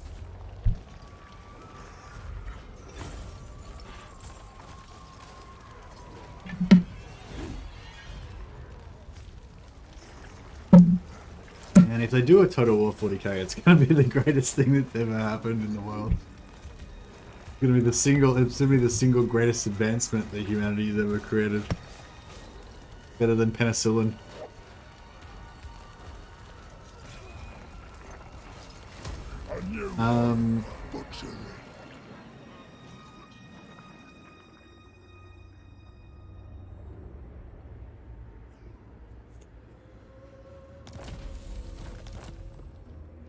Alright. Ogre slew a master.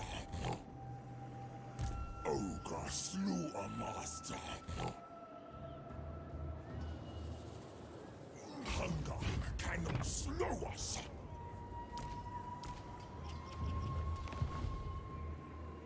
Slew a master. Yeah, the only problem with this yellow is that I can't tell when my healing's thing.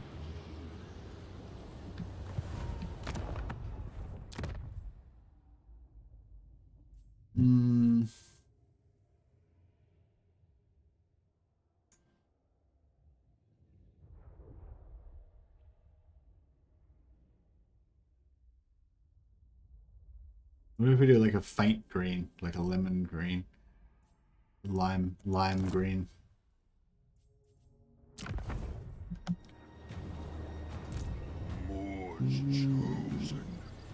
Still a bit hard to see, isn't it?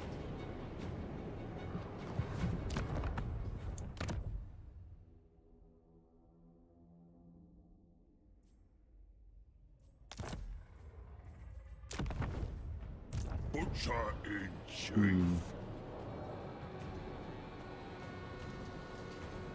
They'll probably use something like epic scale. Yeah, that's what I was sort of thinking. Maybe epic scale could be good, but I feel like even smaller scale could be cool as well. So like if you had an army that was just like, oh no, they wouldn't do it like that. I imagine they'll make the armies the same, 20 units. But like, yeah, I feel like earlier on, 40k was more like a game of sci-fi skirmish combat. So you just have like maybe like 3 squads or something and a vehicle, and that would be like your army, you know. I'm not sure what the average sized 40k game is now, but the cook master has you, mine.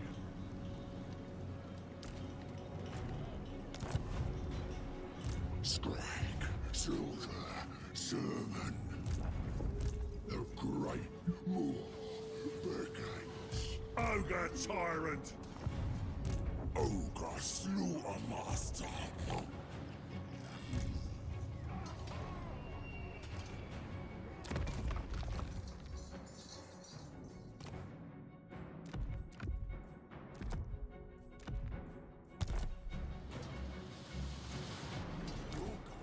In the cauldron. War's chosen.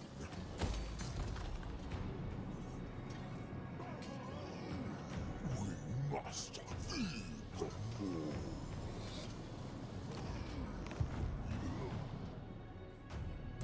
Slaughtermaster. Tyrant of the tribe. Tyrant of the tribe.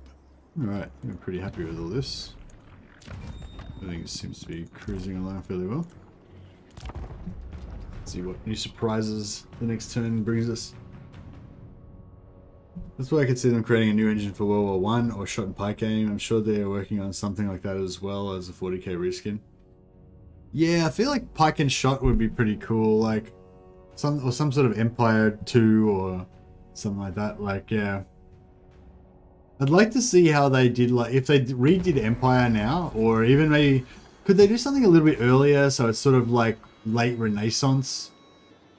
Like, if they don't want to do Medieval 3, if they did like a late medieval game, like that's set, like 1600s, like 16 to 1700s, and it's sort of all about technological and religious change and stuff like that. And they have it like, and they did it like how in Medieval, how you had like the technological ages and different stuff came out or whatever, you know, like basically start it at the start of like gunpowder or late gunpowder sort of time or something like that. Renaissance to Wars of the Sun King. Yeah, something like that. Yeah, actually, yeah, that could be good. Yeah, just so to differentiate it from Medieval, make it like Renaissance to Industrial Revolution. Yeah, that sounds cool. Yeah, something like that would be cool. That way, because I feel like that the Renaissance time and like the King Louis XIV musketeers and all that kind of stuff, it's kind of on that nice verge of like, it's got some like modern industrialized sort of stuff. So maybe you could have the start of like merchant something or others going on. But you can also have that kind of romantic semi-medieval thing going on, you know, with dudes fighting duels and all that kind of stuff. Although I suppose you had duels pretty late. Alright, we can take Uber's back again. This guy's gonna try and come across the river. I will not obey. More. God, my guts. The gore harvester. Not likely. Meat ritual. Can we replace this guy with the Better Lord? Not really. 4 turns, 4 turns. Alright, we'll come back to that in a second. This army is getting pretty hectic. None but Slanesh may dominate me. If it means butchery.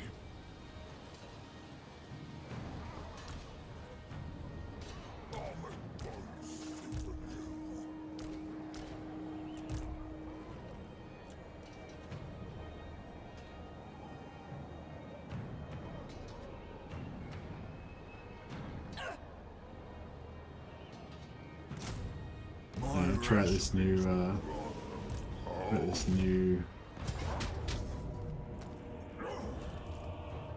Regiment of Renown. I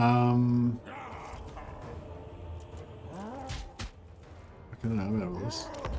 Might not work out too well. Turks, Italians, and Swedes would have some really divergent armies at the same time in the same time frame. Yeah, I could dig that. Like, I feel like I'd get probably could get almost as excited about that as I would get about like Medieval. It's sort of, yeah, it could potentially almost have the best of both the Medieval and the Empire, you know, it'd be sort of in between.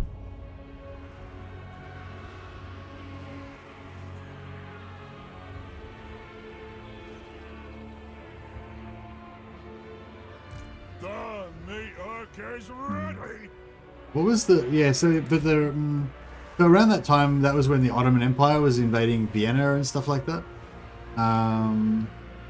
So, yeah, I don't know. Would they be worried about, like, making, you know, Christianity versus Muslim type of theme in the game? I think it's a bit too politically charged or something.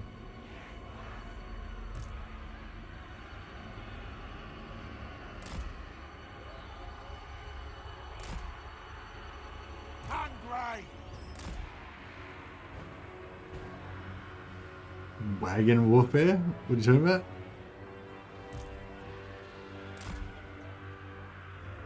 The more calls. I feel like with those chariots, like, I feel like we're gonna need to cheese the shit out of this one. Basically.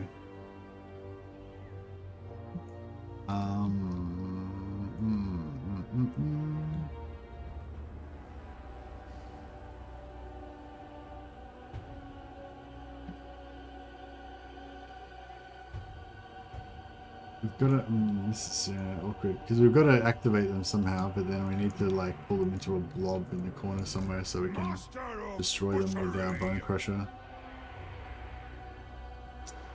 I'm not too confident about this actually. Might not be that great. Me.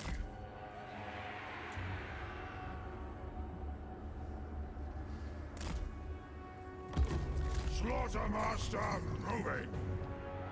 They are but they're fresh coming for for the us. top house. They present no threat to us. Pause right hand.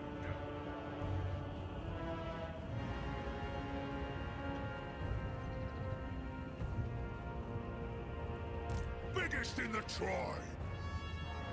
When do we eat? Now, I'm not really interested in local wars, you know, I'm only The interested in... Cleaver Wielder. Oh yeah, sorry, yeah, good, yeah. You want a period that's got lots of different wars going on at the same time, I guess. I feel the hunger. Here we go. Find a meal.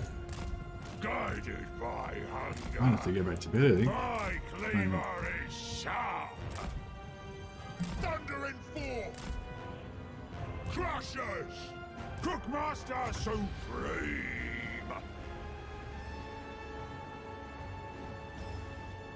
Embrace the hunger. Follow the Morse Run. code. Let's go, boys. Does it set them off or not? No. No. Leader of butchers. Alright. Let's do it. Perform One more and the then we run. grind. Crushers.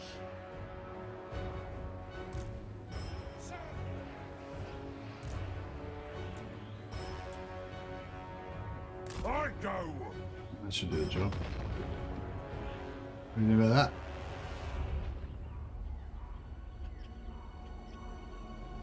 Nah. They're like, fine. Searching for Not even bothered. ingredients. Keep doing it. Ah, there we go. The hunger noise. Looking for me. Try and make sure he doesn't get ganked. And you guys can just sort of... We don't have any guns here that we could stack up on top of our dudes. They're very good. The meat hook is ready. Yeah, we're getting to come down here. We've got 82 wins, so we've got about 100 wins. This costs 8 first, so we can get about like 12 or 11 or 12.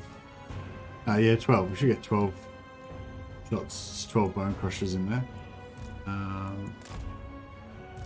So that should be enough to make short work of them. If we could jam ourselves more into the corner to make a smaller front. What are they doing? Are they coming? I think they're coming. Slowly.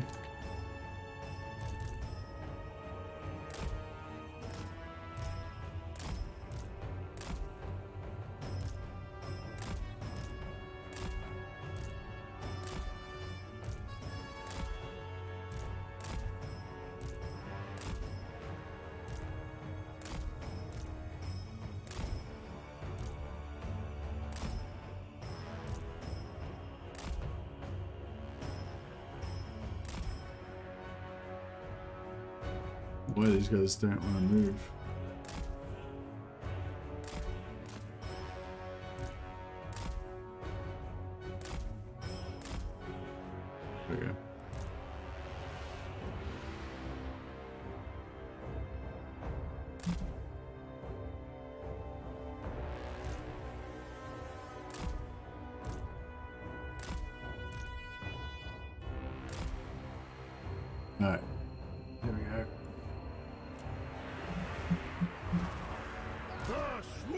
Master!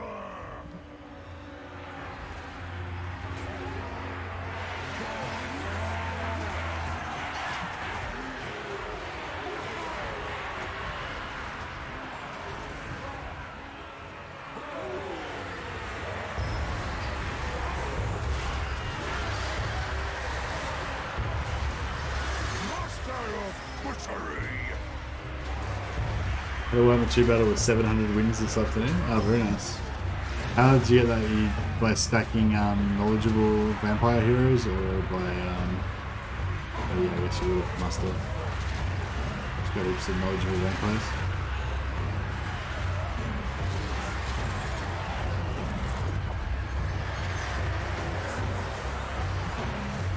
But yeah, you shouldn't talk about wins like you just make everyone playing Warhammer 3 or Black Ops 3 can't get that much wins.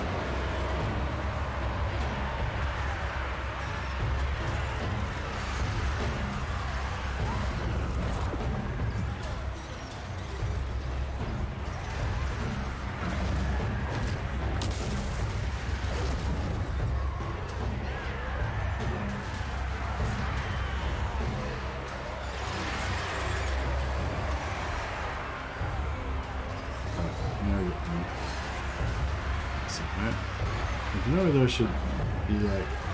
The me ritual! Fresh me!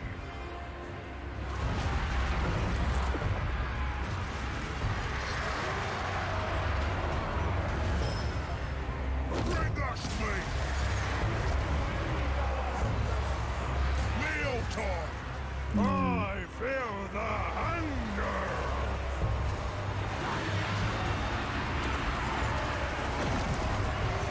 There we go.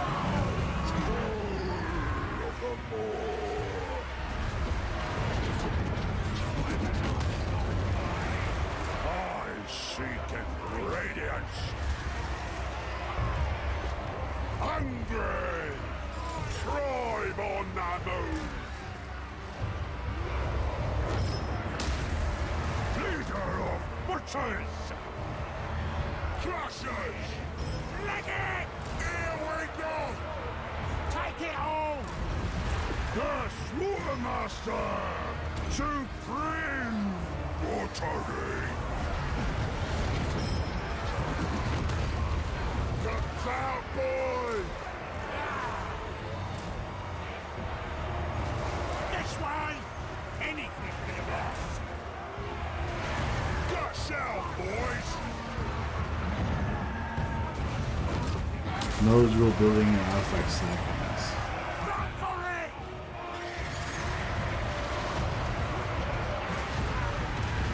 Embrace the hunger! Crushers!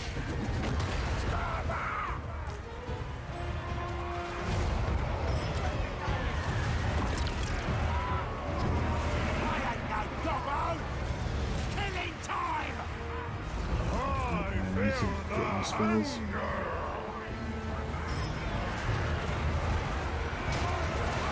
Symbols include value. Oh, that's pretty good though.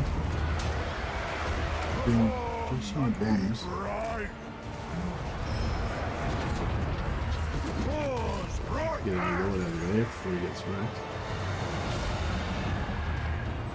In reserve, so at 56 spins there.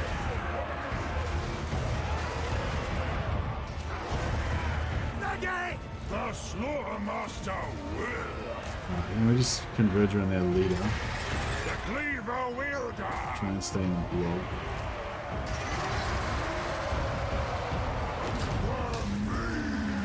Ritual! Where's me master? Looking for him! Get it dead! Leader of butchers! We still haven't done much damage to their leader.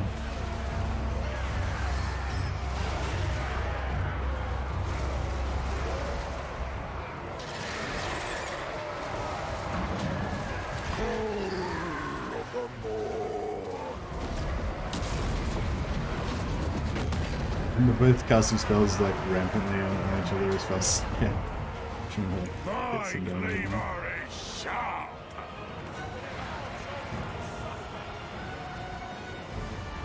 The Slaughtermaster!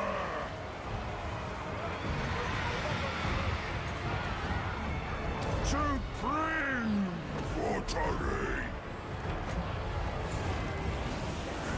Embrace the hunger!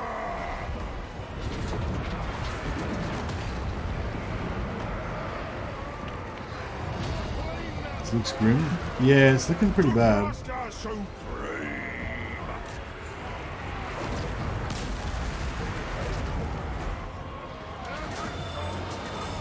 Can't like. The hunger! I need to get in a tighter group so I can get some more effective spells in some of these inventory. Perform the meat rite! The meat hook is ready! I feel the hunger!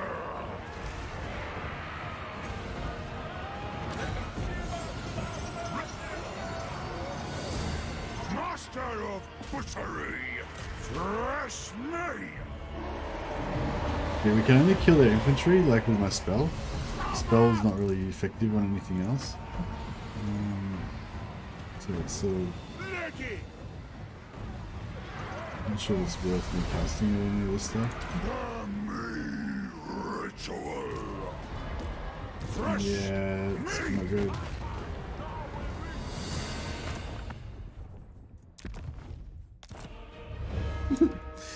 Oh well, we lost some stuff. That's for sure.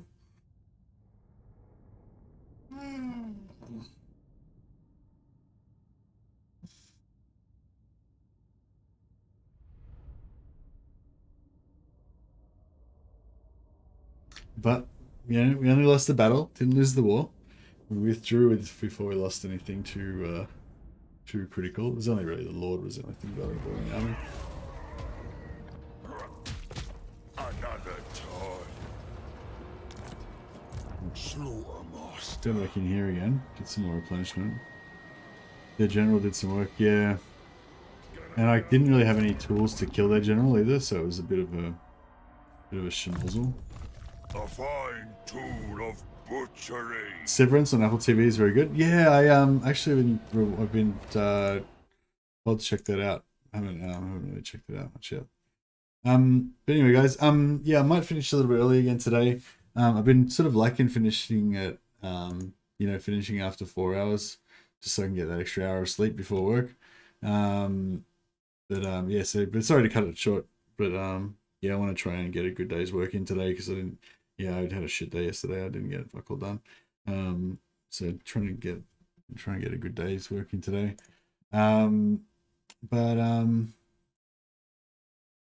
Just have a look and see if anyone is streaming the Warhammer.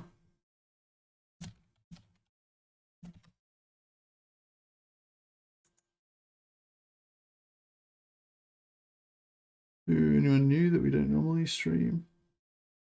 Oh yeah, Teapot Tom. Episode 4. I don't know, so I'd never seen him stream before, I didn't think. Butts kicked by somebody. Oh, well, yeah, I don't know. I've never seen Teapot Tom before. He's only a new streamer. He's only got 65 subscribers. So, yeah, if you want to check out somebody new, there's Teapot Tom. Oh, actually, I'll put a host in the thing.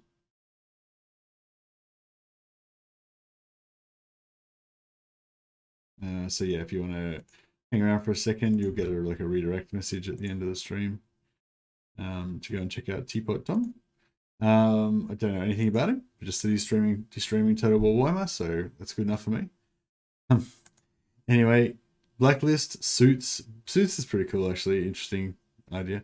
Better Call Saul's really good. Band of Brothers, oh yeah, Band of Brothers, that was pretty good actually. I forgot about Band of Brothers. Good call, kill notes. All right, thanks a lot, guys. Nice chatting. And I'll be back. Probably just do another stream of Ogres again tomorrow. Probably one more, I'd say. We'll see how we go. All right, catch you guys later. Thanks. Bye.